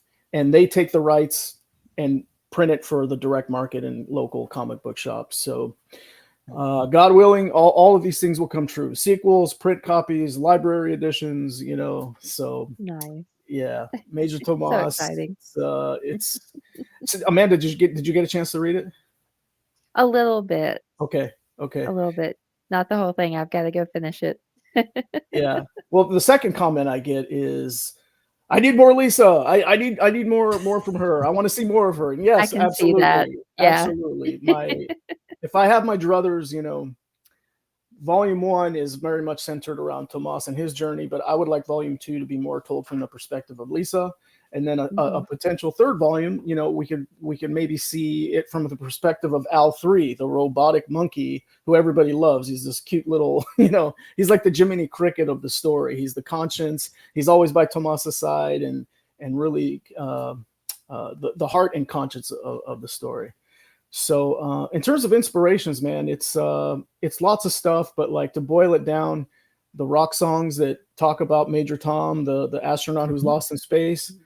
You know, David Bowie, of course, but the one that really I like is Peter Schilling's version, and there's a cover version of it by a band called Shiny Toy Guns, and I actually got to see them live like in 2009 or 2010, somewhere around there, and they did that song and just blew the roof off of the venue in San Francisco, and I was so inspired by the way they sang the song with so much emotion that night is when Major Tomas was born for me. I was like, I want to tell this story about this guy because I need to know who he is. Why does he want to be an astronaut? How does he get lost in space? Who's back on Earth? Like, why is he so desperate to get back to Earth? Like, there's got to be a reason. There's got to be a reason why he's, you know, so desperate to get back to Earth. And so I was like, all right, I'm going to create a story about this guy from my point of view, right? So I made the main character Mexican-American and just kind of delved into what it would be like, how hard it would be, you know. And one of the other inspirations is the real-life astronaut, Jose M. Hernandez. There's a life story about him on Amazon Prime. It's called A Million Miles Away, and it's his real life story. Michael Pena plays the astronaut, Jose M. Hernandez, and he came here from Mexico as a farm worker, applied to NASA like 11 times, and finally got in and made it to space. And when he made it, they showed the video of him, like they were broadcasting live from inside the shuttle, and he started waving his Oakland Raiders flag. And I'm like, you know, a huge Oakland Raiders fan. And I was like, this is my guy. Like this dude's my hero. And just a little side trivia. Jose is from the same hometown as my dad, which is so like, just what are the odds of this? La Piedad, Michoacan, Mexico is where my dad and Jose are from. And so when I was approaching him over the years about doing the forward for my book, I probably emailed him like 11 times before I finally got through. So just like him fighting to get into NASA, I was fighting to get him to do the forward for my book. And when it all came together, it was meant to be. It was written in the stars that I would partner with Jose on this. And here we are, guys. We're talking about it. So it all came true. That's awesome. It's great. Like I was telling her with her book, it does. This one draws you in. This one really got me with the art and with he was always talking to himself about he couldn't do it. Yeah. But yet, I guess his Mary Jane, so to speak, you know, Spider-Man, Mary Jane, she was pushing him, and now I hope she's going to be a badass. And he comes through and does it. And you also showed some things in there about depression, and to me, I felt that because it was like he's I can't do this, and of course the monkey kicked the door down, and that was pretty badass too. But,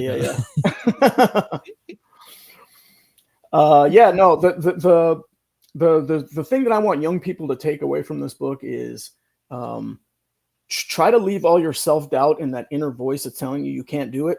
Put it aside, because it's only gonna work against you. And there's a key moment where Tomas hesitates, and it costs him very dearly.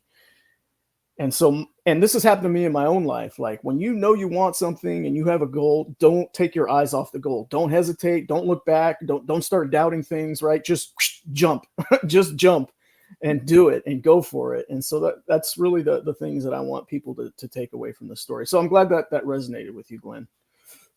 Yeah, it really did. And how did you, like I was asking her, how do you tell somebody what you see in your head? Does that make sense? How do you tell an artist, I want you to draw, I mean, you can tell them draw a square, you can tell them draw a circle, but you're drawing emotions, you're drawing action. Yeah. How do you do that?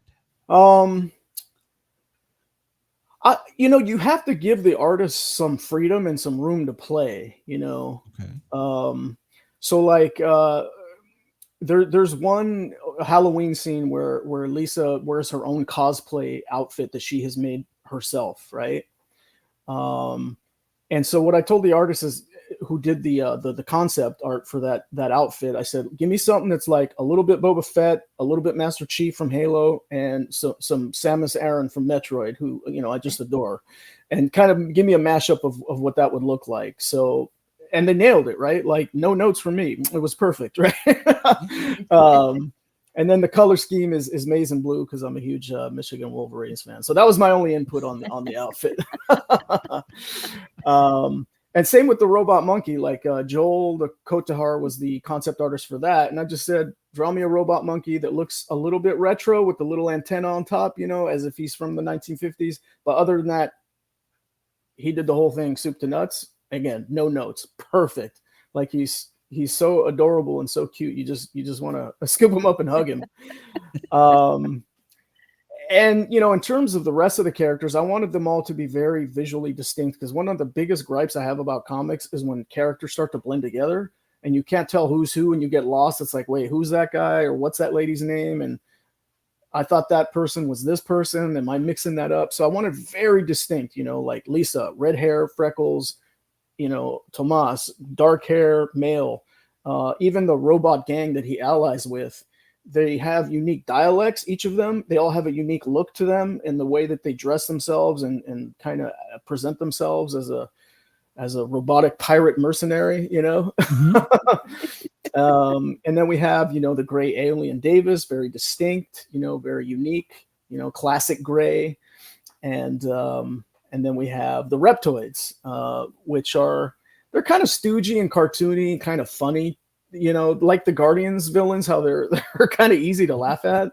They smoke cigars, they drink liquor, they're farting, they're burping, they're not very good at what they do, you know. So I had a lot of fun, honestly, and giving the artists some room to just play around with what I had in mind, and very minimal notes for me. You know, I really want the artist to have their stamp on the look and feel of things. Like, there's one scene where there's like a tank that the Reptoids are driving, and I told the artist, like, make the tank look kind of organic, kind of like a crab, and nailed it, right? Perfect, just awesome. So, but you know, the script, I do have to, Glenn, say, like, close up facial shot, Lisa's very upset, she's crying, or, you know, Tomas is looking fearful, you know, when he's meeting this gray alien for the first time. He you know, he looks kind of timid. And again, Al3 has to save the day in that situation, and like goes and greets the alien first because Tomas is too scared. But the through line for Tomas is he's kind of timid, and he's a little afraid all the time and nervous, but he has to, in order to survive, put that aside, focus on the mission, and figure out how to get home. And toward the end, you know, he fulfills the hero's journey. He really finds himself. He digs deep. A lot of that's cultural too, because his mom's voice is in his head. And so I'll stop there. I don't want to spoil it in case anybody, you know, wants to be excited about the third act, which, you know, I put a lot of thought into that third act. Some people are wish there was a different ending, and I can certainly understand that. However, I get that, but I also want people to go, I want more, like Glenn. I need more. I can't stop here. Cheyenne said the art was giving Greg Capullo, I don't know if I'm pronouncing it right, Spawn, which I love. Yeah, the art really was great. Yeah, the artists, the first artist, Serge Acuna, he did like the first 35, 40 pages or so, and then we switched to Malmora. They're both from Costa Rica. They're friends, and so it was a kind of a family affair. And just as an aside note too, the entire creative team was Latino or Latina people. We have Brazil with Fabi Marquez. We have Taylor Esposito, the letterer. He's of Argentine descent. Gab Contreras, she's from Peru. She did the graphic design and kind of put the whole thing together after it was done.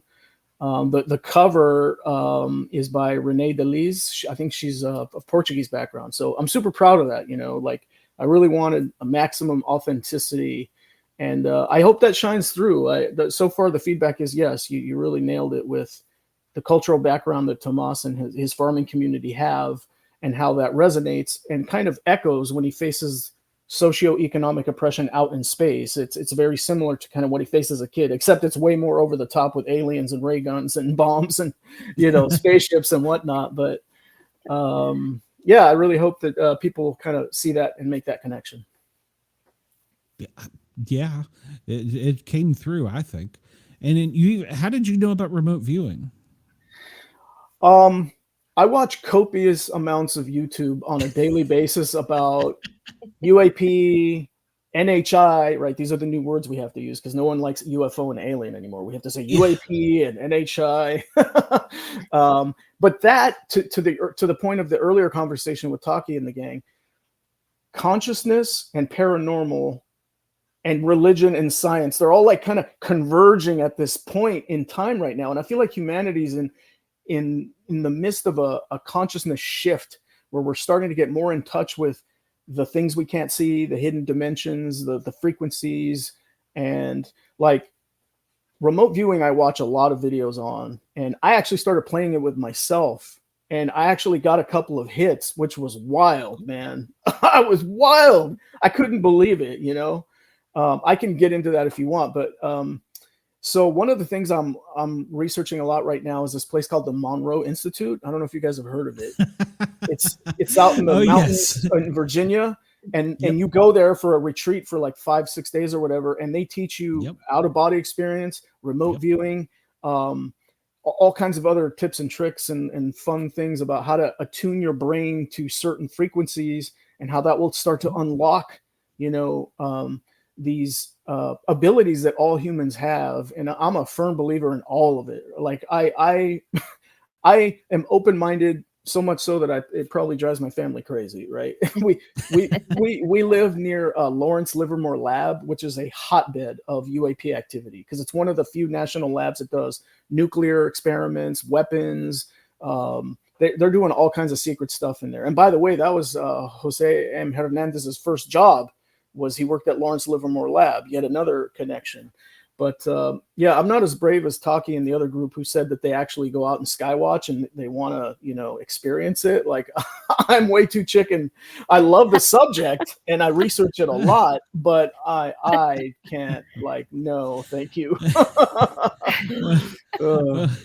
If you keep remote viewing, and if you keep remote viewing, you will have an encounter. I'm up to on the audio. It's not the audio book, but the guidebook. I'm up to like, I think number 8 or 9. I can't make it past because I always get to a point. Do you know what I'm talking about? Where you have the headphones on and they're talking you through the process. Yeah. Okay. I can't get. There's a spot that I think it's number 8. I get to it and then I go dead asleep. And I can't get past that. Yeah, that's called clicking out. I think that's the terminology they use is when you fall asleep, you're clicking out. I haven't got that far yet. I've only listened to the first little portion of it. I'm trying to figure out if maybe it's all of it's free on Spotify, and if it is, great. But if not, I think the Monroe Institute sells it directly for like $80 for the entire each module. I guess they call them. I'm really curious to go there. Because I watch these videos of people that say, I didn't think it was going to happen for me. But like towards the end, one of the last days, I felt this, what they call it, a peppermint feeling in their stomach, like a tingly, pepperminty feeling in their stomach. And then boom, they start to separate from their body. And like, if you freak out, like you click out. But like, if you can stay calm, you can maintain and you can start going around and looking at stuff. Some of the people say that when they first go into that realm outside their body, it's all black and white. But one of the people there was able to master it where she would be very demanding and say, I need full visibility, and boom, everything would snap into color. That's how much command she has of her outer body experiences. And you know what, dude, this is going back for me, but like my dad back in the day was so into all this stuff. Like he bought the communion when it first came out and he had it on his nightstand. That was so freaky. And I remember he used to watch VHS tapes of Shirley MacLaine talking about her out of body experiences and how you can see a tether of yourself that connects from like your belly button to the earth as you're out in space. And he was all up into that. And so I just kind of naturally gravitated toward it. And And, you know, some of that, a little bit of that is in my book, Major Tomas. You know, one of Lisa's kind of hooks and what makes her interesting is she starts to play with her consciousness and her ability to astral project and remote view and stuff. And I made it so that she discovers these abilities she has in real places that exist on Earth in the Mojave Desert. One of them is called Giant Rock, which is along Earth's ley lines. And then the other one's the Integratron, which is also nearby in the Mojave Desert. And that has a really interesting backstory. This guy claims that an alien told him to build this building that's like a dome to harness the power of the human mind. And he was almost done. And then like he died really mysteriously and he never completed it. So people actually don't know like how to operate it and get it going. But I just kind of made it in the book so that they could operate it, and that helps Lisa, you know, do what she needs to do. So, yeah, man, dude, I'm this is like one of my favorite podcasts ever because you guys are speaking my language. Like I'm not saying anything you guys don't understand or don't know about. No, the show's not about me, but I know my chat's heard and Amanda's heard. A good friend of mine worked for a 3-letter agency that was at the forefront of that did some of the Operation Jedi and some of the other things. He was the one, and he's also a paramedic, brought me in and said, here, come here. I want you to. And so I was actually taught by someone from Fort Meade. Wow. So, Wow. Yeah. And when you have that first moment, it is crazy. It is absolutely insane. So yeah. So I remember so much so it experience. scared me. Yeah, I bet. Like I had sleep paralysis one time when I was like 19 or so. I was still living at my parents' house and like commuting to a local university, and it freaked me out so bad. It felt like hours, but really it was probably like minutes, right? And I was so freaked out. I went and crawled in my parents' bed after I finally got control of my body. And I was scared to death. I think the previous guy said the same thing. Like he was calling out for his mom, like when it happened to him. And I never spoke to anybody about it. Like my parents never asked me, like, what the heck were you doing? Like you're an adult. Like why are you crawling into our bed with us? Get the hell out of here, you know? But it was that scary. It was that scary. Like I could see, but I couldn't move. I was frozen. Golly, it was scary. It's scary. Yeah. Amanda, have you ever had sleep paralysis? No.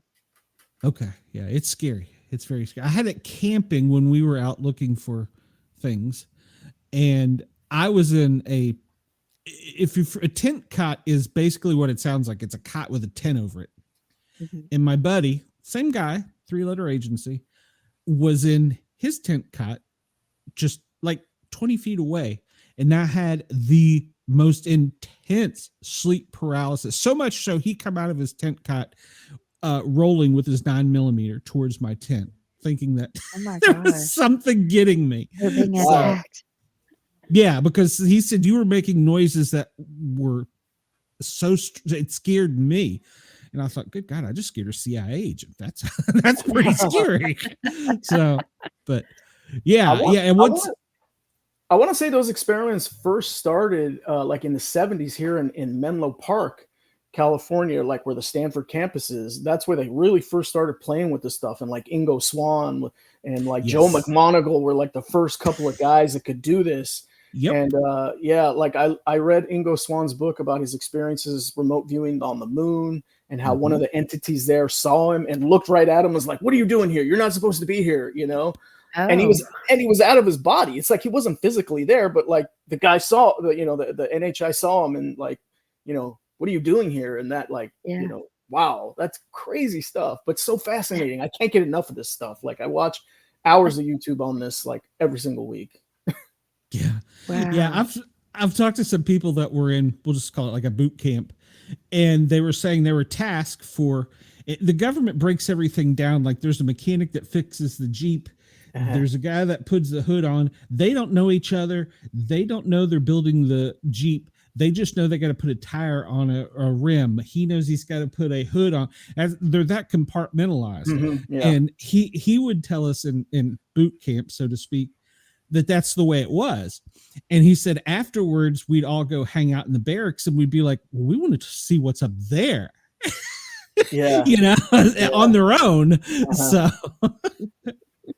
yeah, because it's so compartmentalized. That's Yeah. great. I could do a remote viewing is. Yeah, I got to get you on Jessica Jones' show if you're into remote viewing, because she is like the queen of remote viewing. So Awesome. she's a good friend of mine. Yeah, she's a real good friend of mine. Yeah, I'll pimp her podcast. But yeah, and she's very good at it. She has an entire podcast. I hate telling people this, but she's my friend. So, where she remote views stuff and does the show about it. So yeah, she's awesome. I love her to death. So, yeah, that's great. And so now, did you work on other projects aside from this, or what else have you? I mean, that sounds kind of silly. What else have you done? But yeah, no, it's a fair question. I'm still fairly new to the comics game in terms of getting projects that are widely distributed. In independent comics, you're going to have to pay your dues for some years, which I've been doing leading up to this moment, getting the contract with Comixology Originals. And by the way, the book's only $6.99. Like, I tell everybody, if I was selling this to you off the back of my truck, for like a physical copy, I'd be charging $25 easily, maybe 30. Easily. I don't know. So it's a steal at $7. But to answer your question, I started off about 10 years ago. I did my first Kickstarter in 2015. I did a book called Crusader about this holy hitman for the Pope. So imagine if the Pope had his own personal Batman in the shadows that no one knows about and does all the dirty work and all the wet work on behalf of the Pope that is secret because nobody can know about it, right?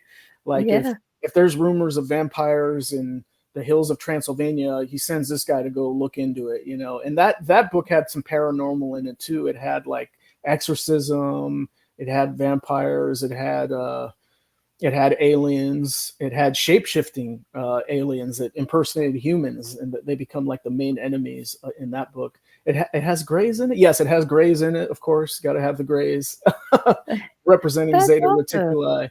Yeah, so that was a really fun book. But that was my first graphic novel I ever made, and I didn't really know what I was doing. I made some mistakes along the way, as to be expected. But I got it out there, hardcover, Kickstarter, so that kind of got me going. And as a way of publicizing myself and announcing to the comics community, hey, I'm a new guy here, I went and broke the Guinness World Record for the largest comic book in the world. I took the first chapter of that book about the Holy Hitman, and I expanded it to like a 2 foot by 3 foot poster size comic. And it had a stapled spine, and I had a giant bagging board for it, and mailed it into Guinness, got the record, and held it for 2 or 3 years before a Brazilian publisher broke the record. And then after them, somebody else broke the record again. So I don't have the title anymore, but I had it for a good few years. And that was you were first. I was, actually, no, I was maybe second, because I had to break the record of somebody else, which was established. But anyway, after that, I did a little 1940s homage called Lunar Ladies. It's very much ray guns and laser rays, very much told in the Golden Age style of comics, very rated PG, just kind of a silly space romp about these race of alien women who live underneath the surface of the moon, the hollow moon theory. And they've been living there for like 1 million years, and they're super sophisticated. And they start to have a fight within themselves, and there's a good side and a bad side. So the good side flees to Earth, which at the time is prehistoric. So imagine these ladies fighting with ray guns and stuff, but in the background there's dinosaurs and giant sloths and woolly mammoths and stuff like that. And they're having this battle on planet Earth. And that one really ties into my love of the ancient alien theory. That is that this planet has been visited for millions of years. And there's evidence of it with cave paintings and artifacts that are found. So that was a really fun book. And then, in between these big projects, which take me 5 years, I do anthology work, crowdfunding. I actually do fan fictions, which I love. I publish my own little fan fictions and I give them away for free. So I did one for The Mandalorian. The Mandalorian's first hunt, he's a rookie bounty hunter and he's going out for the first time. So I wrote a little story about that, and that's free on my website, theforcemedia.com. And then I've also done a couple of Metroid fan fiction comic books about Samus Aran, the famous bounty hunter, and what she's all about. And so that kind of leads me up to Major Tomas. That gets us up to current in terms of my history in comics. So it takes some time, but I'm glad that I'm partnered with Comixology. It's such a great platform to be on. It's global, right? So overnight, I've got a global audience. It's at a very attractive price. And the other thing I like too is I'm immune to all this business with Diamond Comics distributors right now, which is just in flux, and like no one knows what's going on. Are they going to go bankrupt? Are they going to get bailed out? Like, are they still going to even carry comics? Supposedly the rumor is the company that bought them wants them for the toys and the collectibles and the merch and all that stuff, not so much the comics, that's the lifeline to all the local shops, in North America. But with digital, there's none of that. Like, the book's available now, and like Taki said, on any screen, download the Kindle Reader app if you need to, and away we go. And I've been getting a lot of traction actually down in Mexico with this book, as you can imagine, with the hero being a Mexican-American background. So, yeah, it's been a fun ride, guys. And I really hope that people continue to gravitate toward the book so that I can make more stories about these characters, which I love so much. And then I've got some other ideas that I'm cooking in the background. I'm always tinkering with something, like Tomas was in my head actually for a good 10 years before I started writing the script. COVID hit, and then boom, I had time. I was like, I'm trapped indoors for a couple of years. Let's get serious about this. Yeah. That's amazing. I hope you do write one about Lisa. Yeah. Well, all the characters will be in it, but she'll be kind of more of like in the lead, Yeah. That'll be great. Yeah. I love it. Naturally, I can relate with Lisa. Redhead. Yes. She was a ton of fun to write, man. And she's really resonating with readers, and I'm glad. I'm glad she's getting her shine. Yep. Absolutely, yeah. And if you decide to make her do some wrestling, Amanda's the pro wrestler with us, so she can give you tips on what to do. So awesome. Yeah, I could see her dropping an elbow off the top ropes. She's a tough cookie. Yeah, I agree. I agree. In fact, she gets in a bit of a tussle in that Halloween scene I was describing. And boy, does she hold her own? Yep. Whack. Yep. Yeah. Yep. I love it. And well, and he was timid, and she told him to run so he didn't lose his stuff. So yeah, right. That was a very key moment. And you know what? Ironically enough, when Amanda and I are together, that's the same thing I would do. I'd start the bar fight and I'd be like, Amanda, I'm out. Yeah. And then she comes in with the damn it, Glenn. Boom. Yeah. She would. Of course, There I've met her goes the husband table. Yeah. Abe. Yeah. They just had a WrestleMania, didn't they? Like over the weekend or 2 nights. recently? Yeah. Yeah. I don't even know who's the women's champion right now. I'm still tired. Oh. Honestly, I haven't watched wrestling in years. And I know Ric just Flair's watched daughter it. for a while was like the head honcho on the women's side, but I'm not even sure anymore.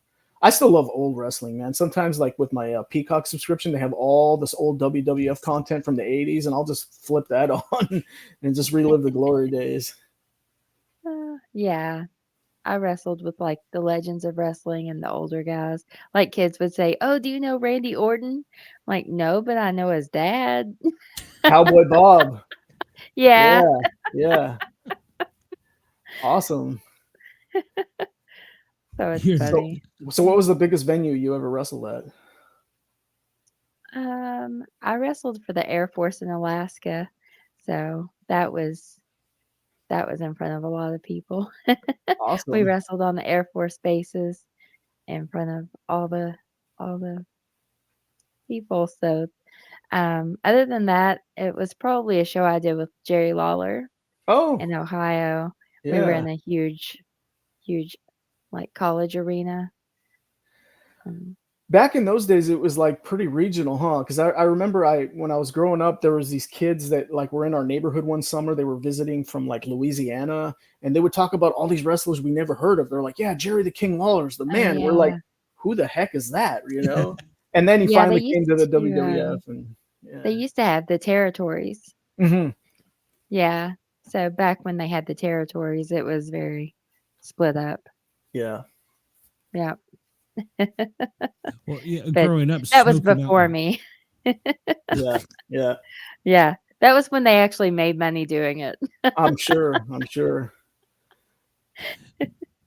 Yeah, I was a fan of the Smoky Mountain Wrestling, so that's how I got into it. And then growing up, the WWE, or was it WWE? What was it originally? WWF. WWF. Yeah. WWF. Yeah. Mhm. So yeah, and then of course with MTV coming in, that just kind of sold it all together, you know. Oh yeah, they got Cyndi Lauper involved, and yeah, it Yeah. became a I'm pop showing culture my age. phenomenon.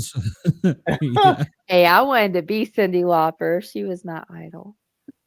Cyndi Lauper and Captain Lou Albano, they were like Yes. a unit. Yeah. They did the Goonies video together. Yeah, right. Yeah. Good times. Oh yeah. Yeah, fond memories of that. Yeah, of the Hulk, and my favorite was Roddy Piper. He would get so yeah. mad. Oh, yeah. Oh, he gets so mad.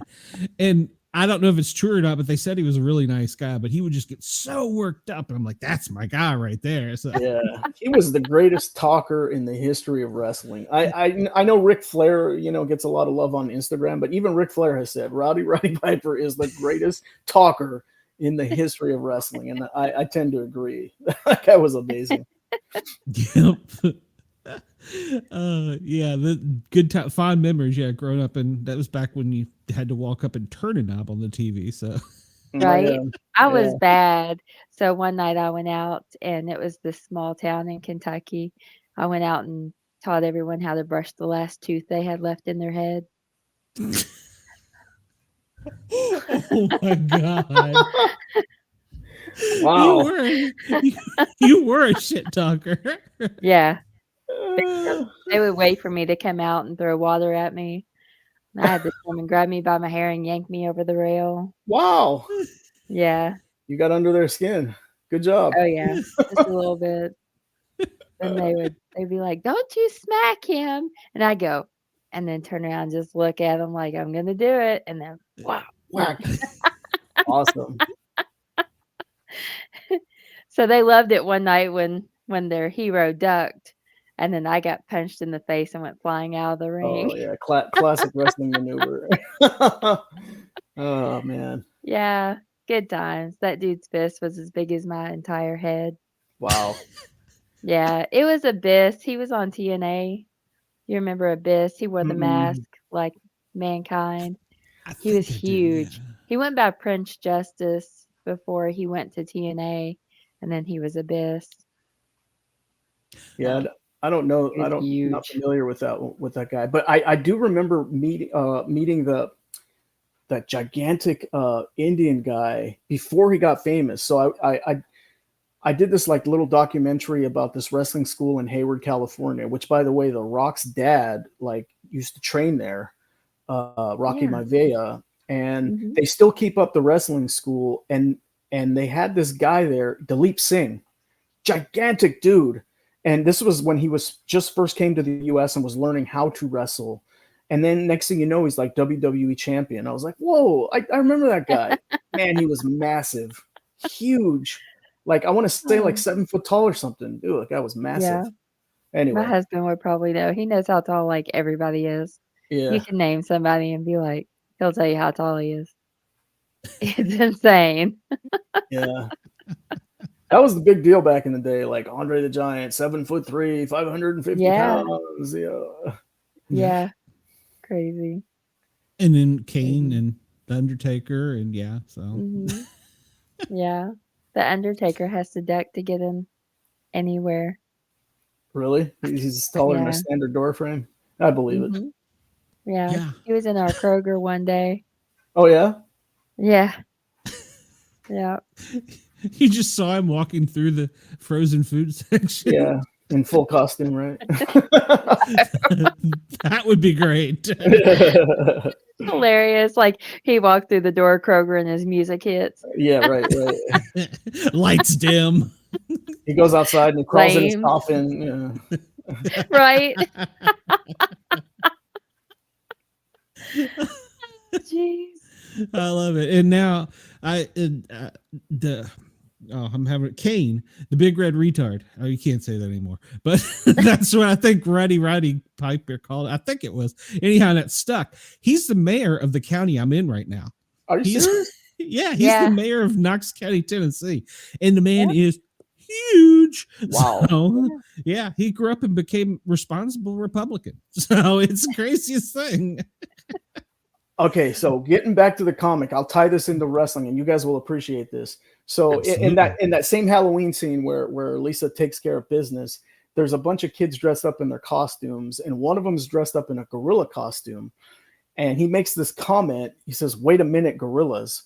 And this is a thing with me and my brother and my cousins. We say this all the time because back in the day, when Jesse Ventura would call matches with Gorilla Monsoon, Gorilla was always defending the good guys and Jesse was always defending the bad guys. And when Gorilla would say something that Jesse didn't like, he would interrupt him and say, "Wait a minute, Gorilla. Wait just a minute, Gorilla." And so I actually put that in the Major Tomas comic book, which no one's going to get except for my brother and like my cousins. But, you know, now that I'm revealing it here, yes, that's a callback to Governor Jesse the Body Ventura announcing matches with Gorilla Monsoon. So a little bit of wrestling made it into my book. So keep an eye out for it. That's that awesome. is great. I'll do that. Well, I noticed the Raiders. It wasn't really their logo, but I noticed that it was his lunchbox or something. So. Yeah, so every astronaut gets a personal keepsake box that they get to take with them up to space for their mementos and whatever. And so he decorated his with a logo that looks a lot like the Raiders logo, a logo that looks a lot like the University of Michigan Block M, the logo for Vans shoes. What else did he have on there? I think he had a Captain America shield, which was unfinished. Like Lisa was painting it, but she didn't quite finish putting the star in the middle. I think that's it. But yeah, I put a bunch of my little favorite things into the story and sprinkled it throughout. There's one Easter egg that not a lot of people have caught because it's deep in the background. So there's a scene where the great alien Davis first comes on the scene and he's in a spaceship and he's piloting his ship. And in the background, he has monitors. And on one of the monitors is Alf, the brown furry alien from the 1980s. Oh my God, that's great. So Alf makes a cameo in the background on a monitor. So keep your eyes peeled for that one too. And I have that DVD collection over here on my shelf. Oh yeah. Yeah. The great Gordon Shumway from the planet Melmac. Yes, he made it into the book. That's awesome. I love it. I noticed your Star Wars things behind you. Oh yeah, and your retro TV with your Super Nintendo. Oh, that's original NES. Yeah. Oh, okay. And with the little gun for duck hunting. Yeah. I got my cap stuff. I got tons of cap shields in here. You can't really see them all. You can just see the one little one, but yeah. This is my Fortress of Solitude. I love it. I love Star Wars. I raised my son on Star Wars, and now he's a huge fan. He's 18, and he's like, when I buy my house, and I'm gonna have all the helmets and all the outfits and the lightsabers. And his girlfriend is like, really? Yeah, I've got it all here in just this one room, and that's the only place I'm allowed to display all my stuff. But yeah, I've got some. Yeah, she's like, so we're not going to live in the same house, apparently. Oh, that's funny. Have you seen the pool that looks like the Millennium Falcon? A swimming pool? Yes, you I can go up and jump off of the Millennium Falcon into the pool. Oh, so it's like a platform to. Yeah.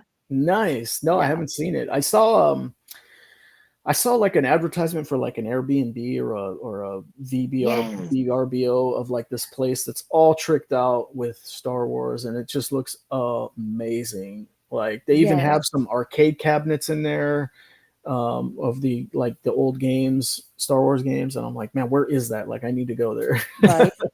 And you can stay like out in the desert where they filmed some of the things, and they have like Airbnbs out there too. Oh yeah, I understand in Tunisia you can still visit the Lars homestead, which is like that pit that's the house that's where Mhm. Luke grew up, that's in the ground, and I think Ray Yeah. goes there at the end of Rise of Skywalker.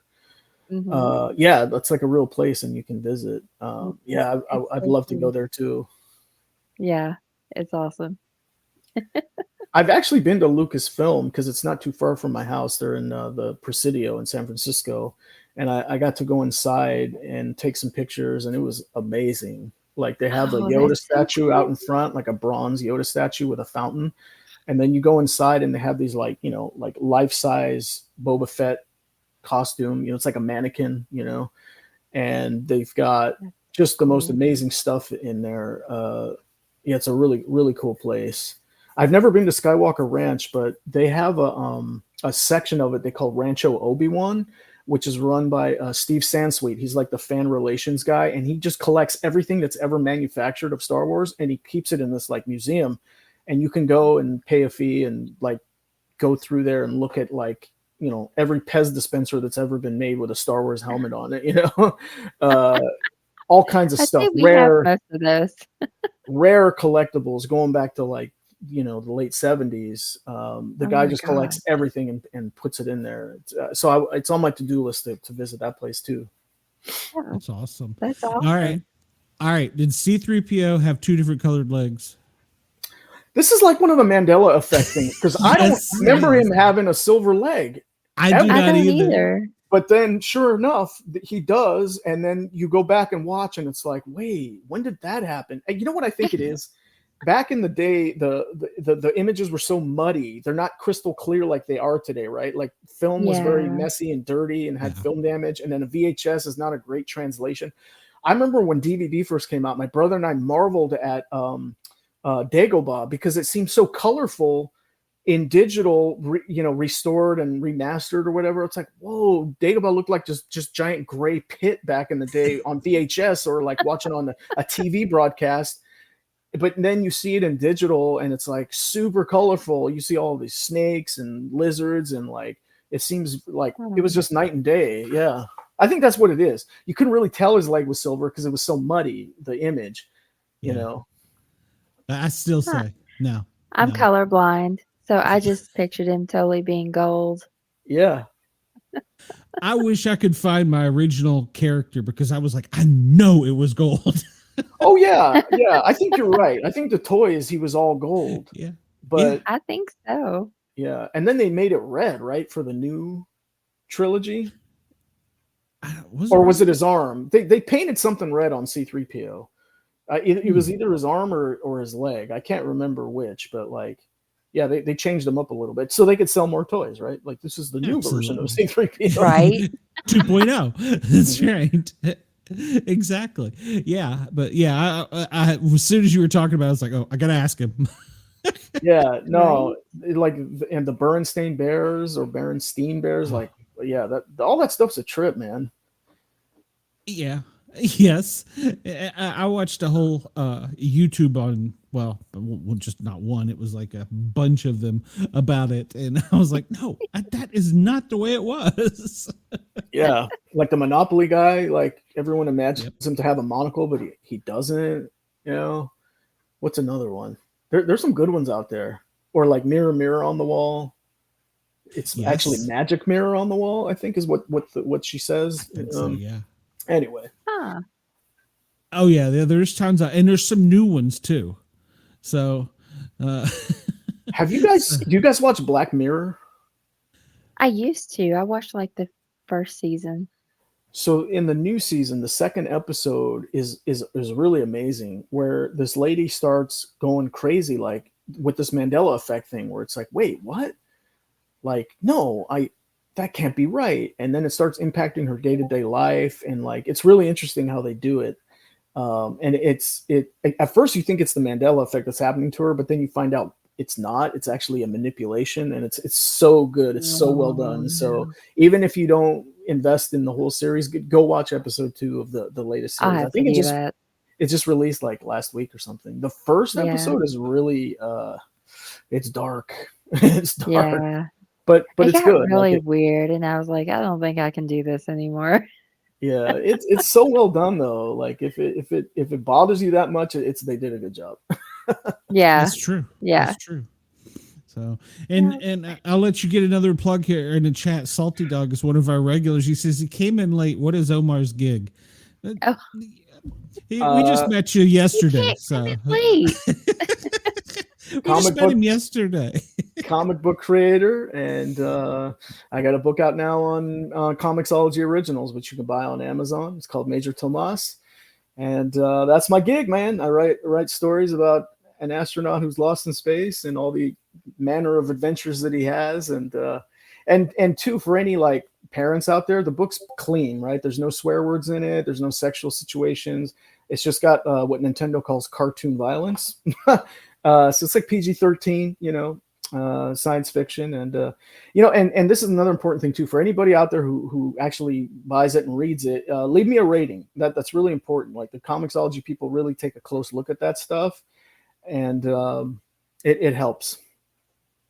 Okay. It's only $6.99, and you can find it on Amazon. That's right. Oh man, I don't know if your sales got a bump or not from my 2 listeners, but I have been pimping you on my Thin Line Rock station, radio station. Oh, thank you. The Radio X in Australia. I've been pimping you. I was like, listen, I tell everybody, and it's true.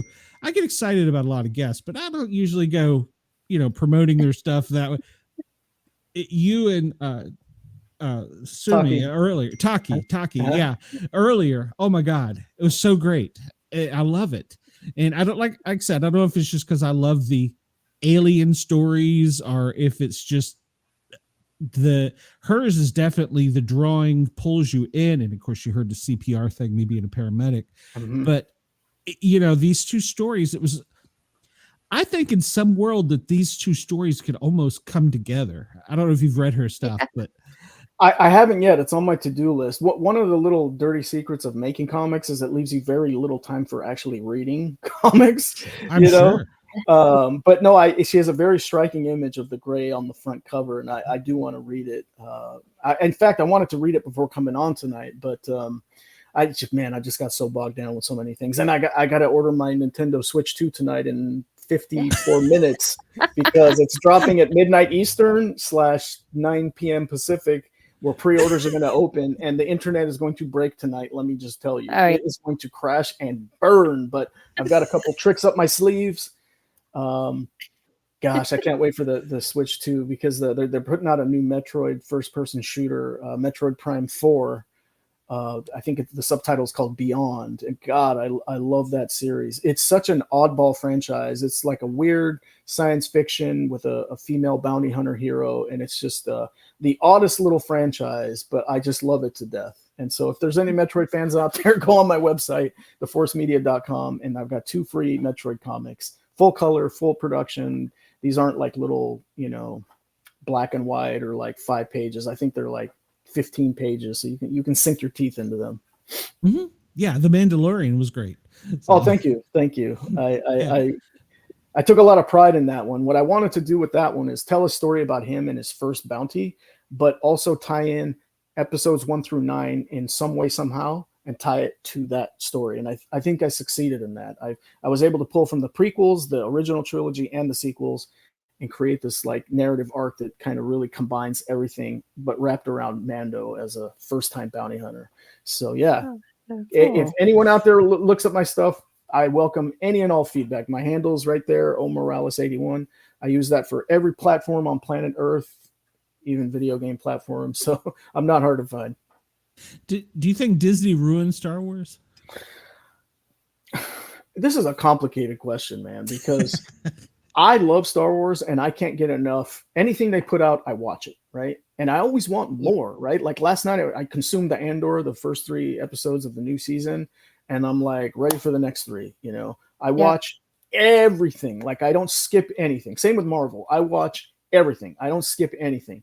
Now there are some that I'm like, okay, that was okay. I probably won't go back and watch that one. Like She-Hulk. Like I'm probably not going to rewatch that one, right?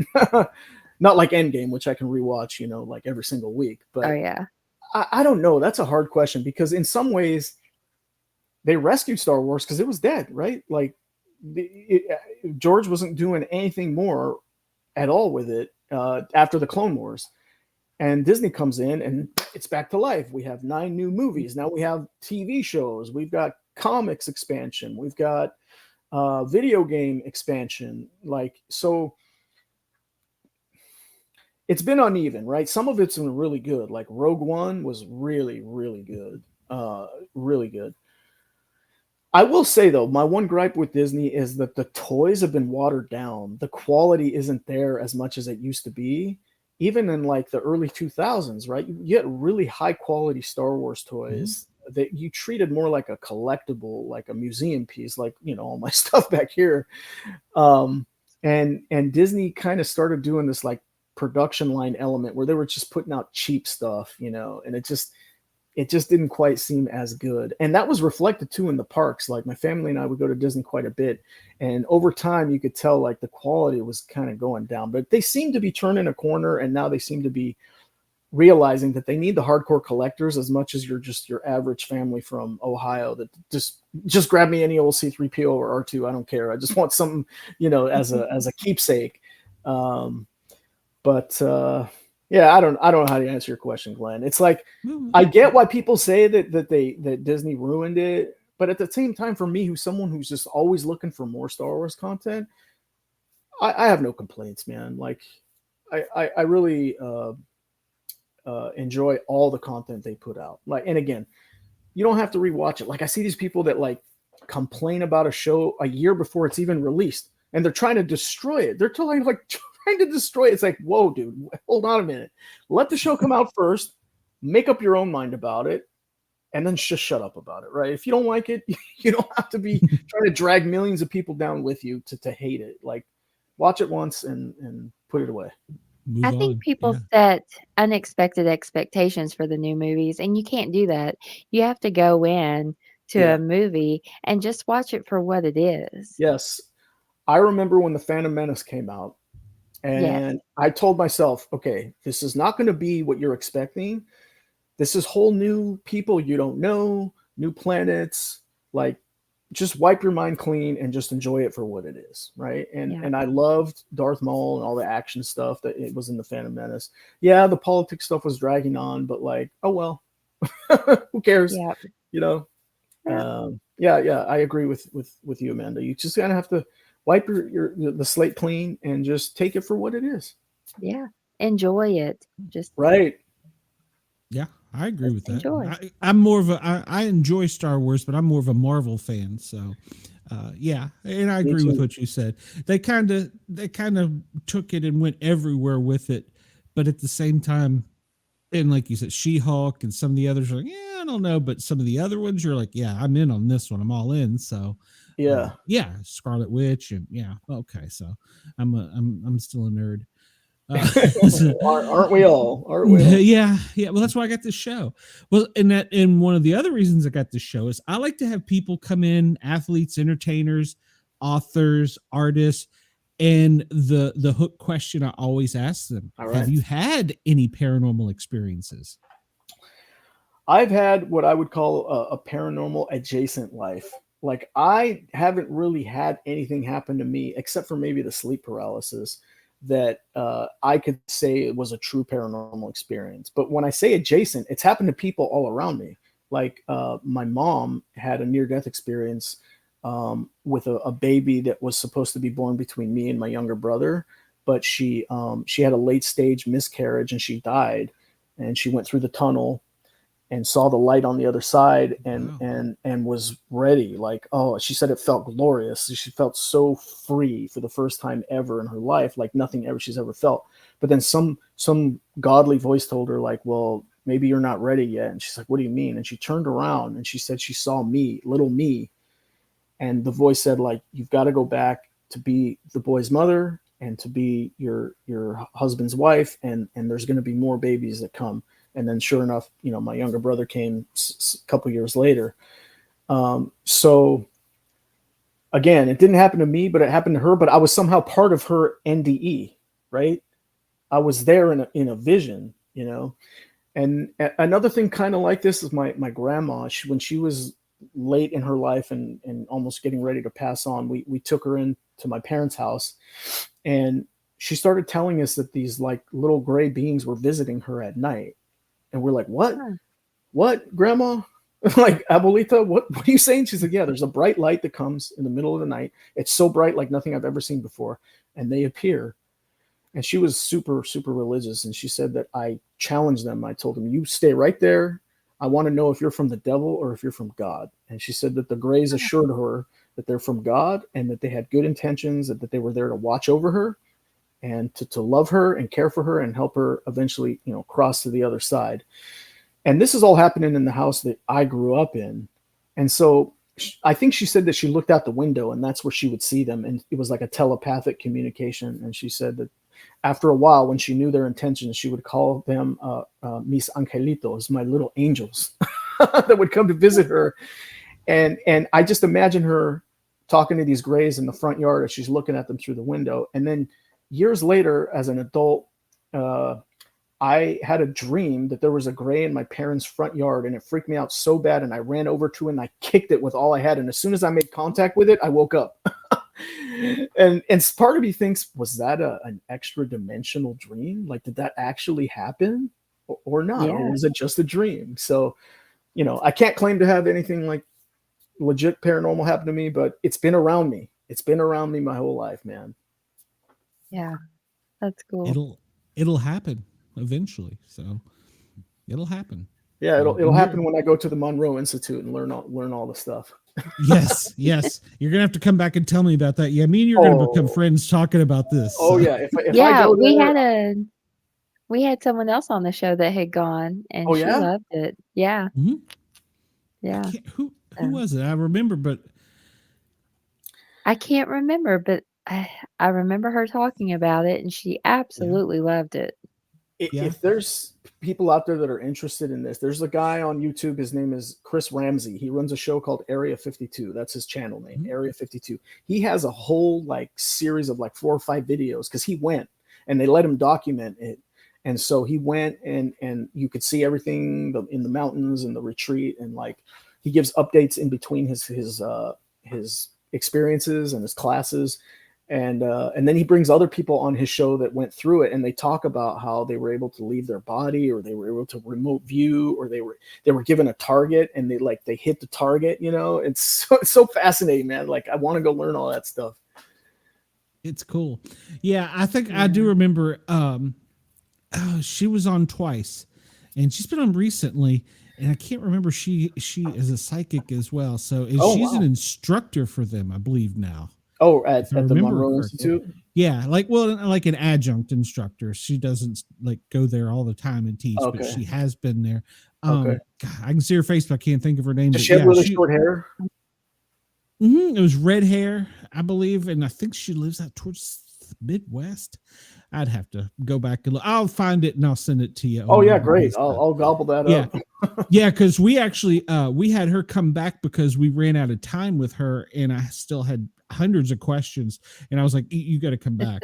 And so so she's, in fact, I think she's going to come on again. So I'll hook you up, and she's on Facebook, one of my friends, and I'll ask her crazy questions, and she's like, you're not that crazy. I'm like, all right, ask her if she has a coupon code for the tuition at Monroe Institute. Okay.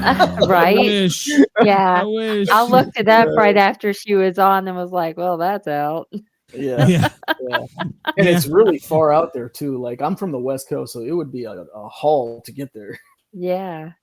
It's in the boonies. Yeah, you're out by Area 51, aren't you? No, I'm near Oakland. So Okay. Lawrence Livermore Lab is here in the East Bay. Area 51 is what, Southern Nevada, right? Yeah. Okay. All right. Yeah, I was thinking you're out by Area 51 for some reason. Okay, cool. Well, probably because of the Raiders connection, Las Vegas. Well, it could be. Yeah. Yeah, I got that one in there. I like in your book, you also at the end of it, you had questions to ask.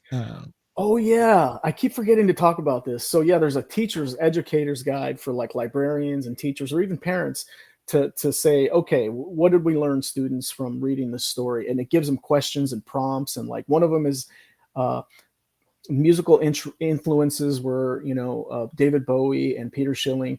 If you were to make a playlist for this comic, what would your playlist be? And so, select some songs that you like and tell us why and what scenes, you would kind of correlate to that song in your head.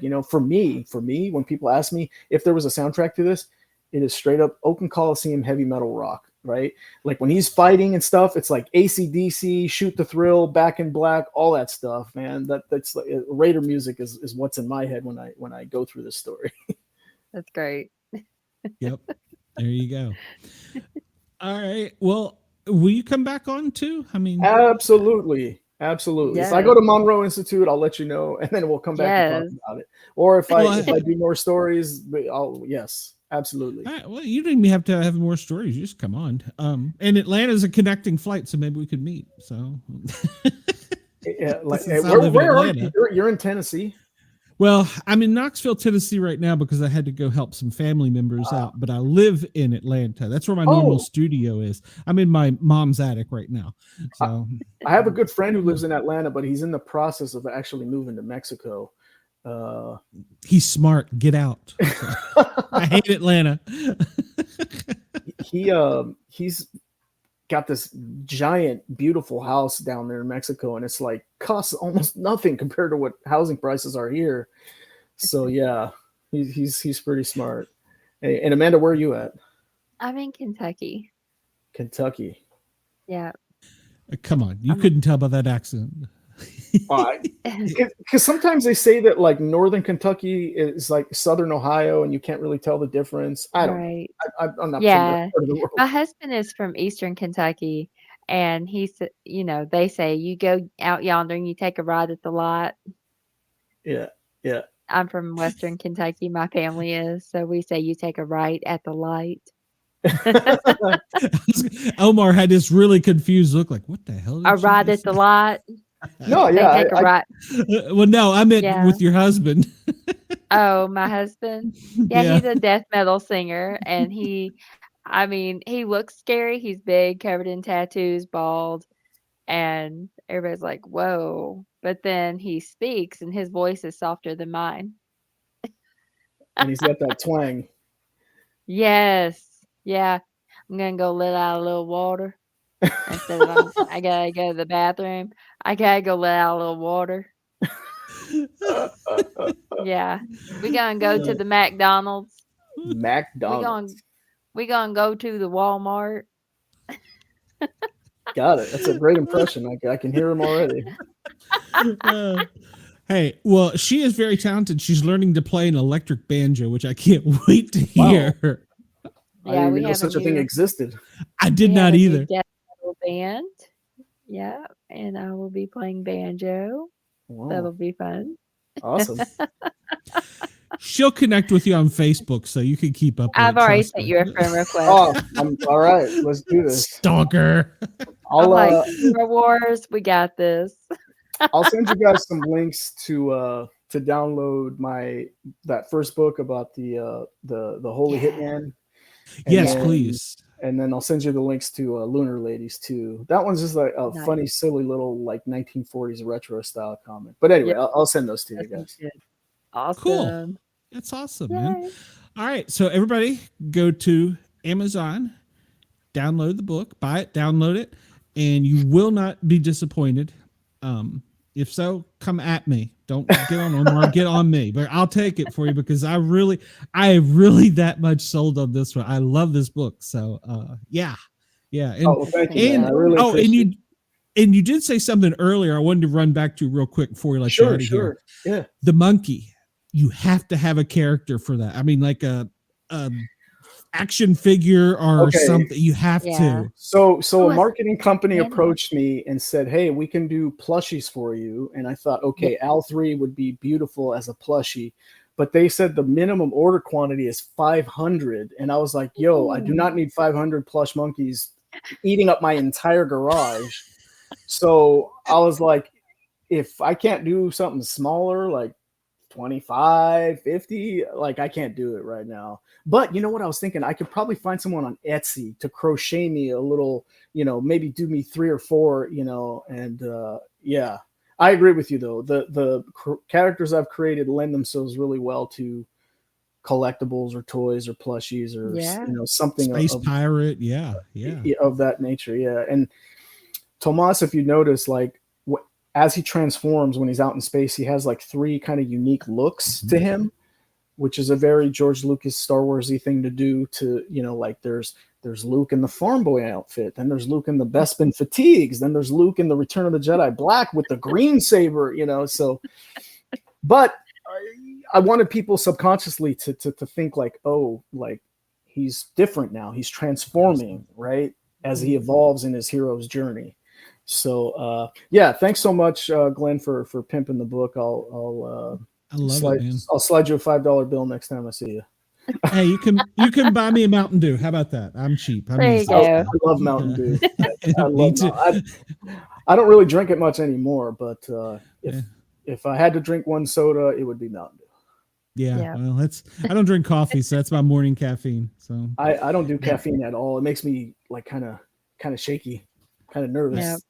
I couldn't get through life like that, Omar. I just couldn't get through life. I was a paramedic. I was a night owl, so I had to have something. Gotcha. The Mountain Dew kept me up there. Omar, thank you for coming on. I really appreciate it. Like I told them earlier, I was going to ask, and I didn't know if I'd get rejected or not, because I feel like you guys are the next level up in the comic world to people that I have talked to.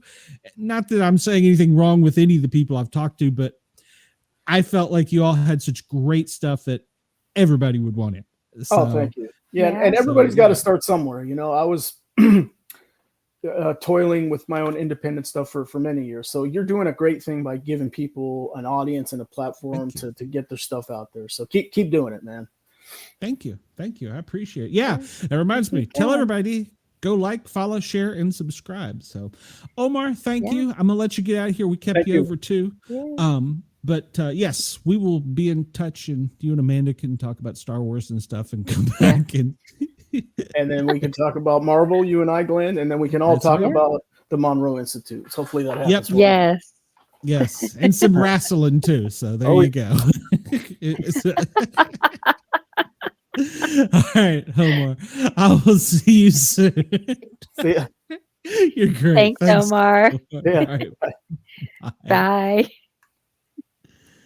Oh my God, that was great. Great show. Oh my gosh. We ran over with both of them, and I don't mind know. one bit.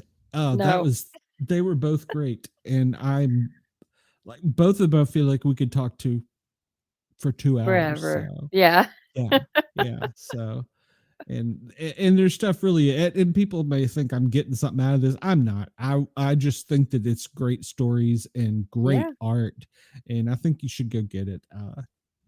You won't regret it. So both books. So Alienated and Major Tomas. So but all right. So Amanda, I know you're trying to get on some more shows, so we're gonna see you anywhere soon, or we'll see. Okay. All right. Very good. It's still top secret. Oh, okay. Not even I know. And I'm her pimp. Good Lord. All right. So, and then, so next week you may not be here, but Cheyenne will be. So, yes. Yeah. So, So, we'll see how that goes. Okay. Well, keep us updated. And, you can catch me tomorrow between 1 and 3 talking about new stuff and pissing off one side or the other, or both. So just piss them all off, Glenn. Just everybody. Well, I'm getting pretty good at it. So, but so you can catch me there, and then I'm on the Thin Line Rock Station tomorrow noon until 2. So spinning some records. Yeah. So check that out. And and then for anybody that's interested, I had this made up. It's a morale patch, and it's No One Rocks Alone. It's the multicolored flag for, it's not the thin blue line, it's not the thin red line, it's not the thin yellow line, it's all of them. No one is alone. We're here if you need to talk. So it's also for suicide prevention. So all right, well, I'm going to get out of here because I know you got to go to bed, and well, we got to end this thing sometime. So but it was a great show. It really was. It was. and hopefully we'll get him back soon. So hopefully, I thought I pushed the button, did I not? Yeah, there it is. Oh, all right. Technicalities. My show is already scheduled for tomorrow. I will probably upload this tomorrow to Spotify, and you'll be able to find it on Alexa. Google doesn't have it anymore. Who is it? Whoever the other ones. You can find it anywhere in the next 24 hours. So. Have a great night. Please remember to hit that thumbs up button. Like, follow, share, subscribe, tell a friend, tell a neighbor. Tell everybody. Next week, we will talk to you soon. Well, I'll talk to you tomorrow. What's up? Bye-bye. Bye.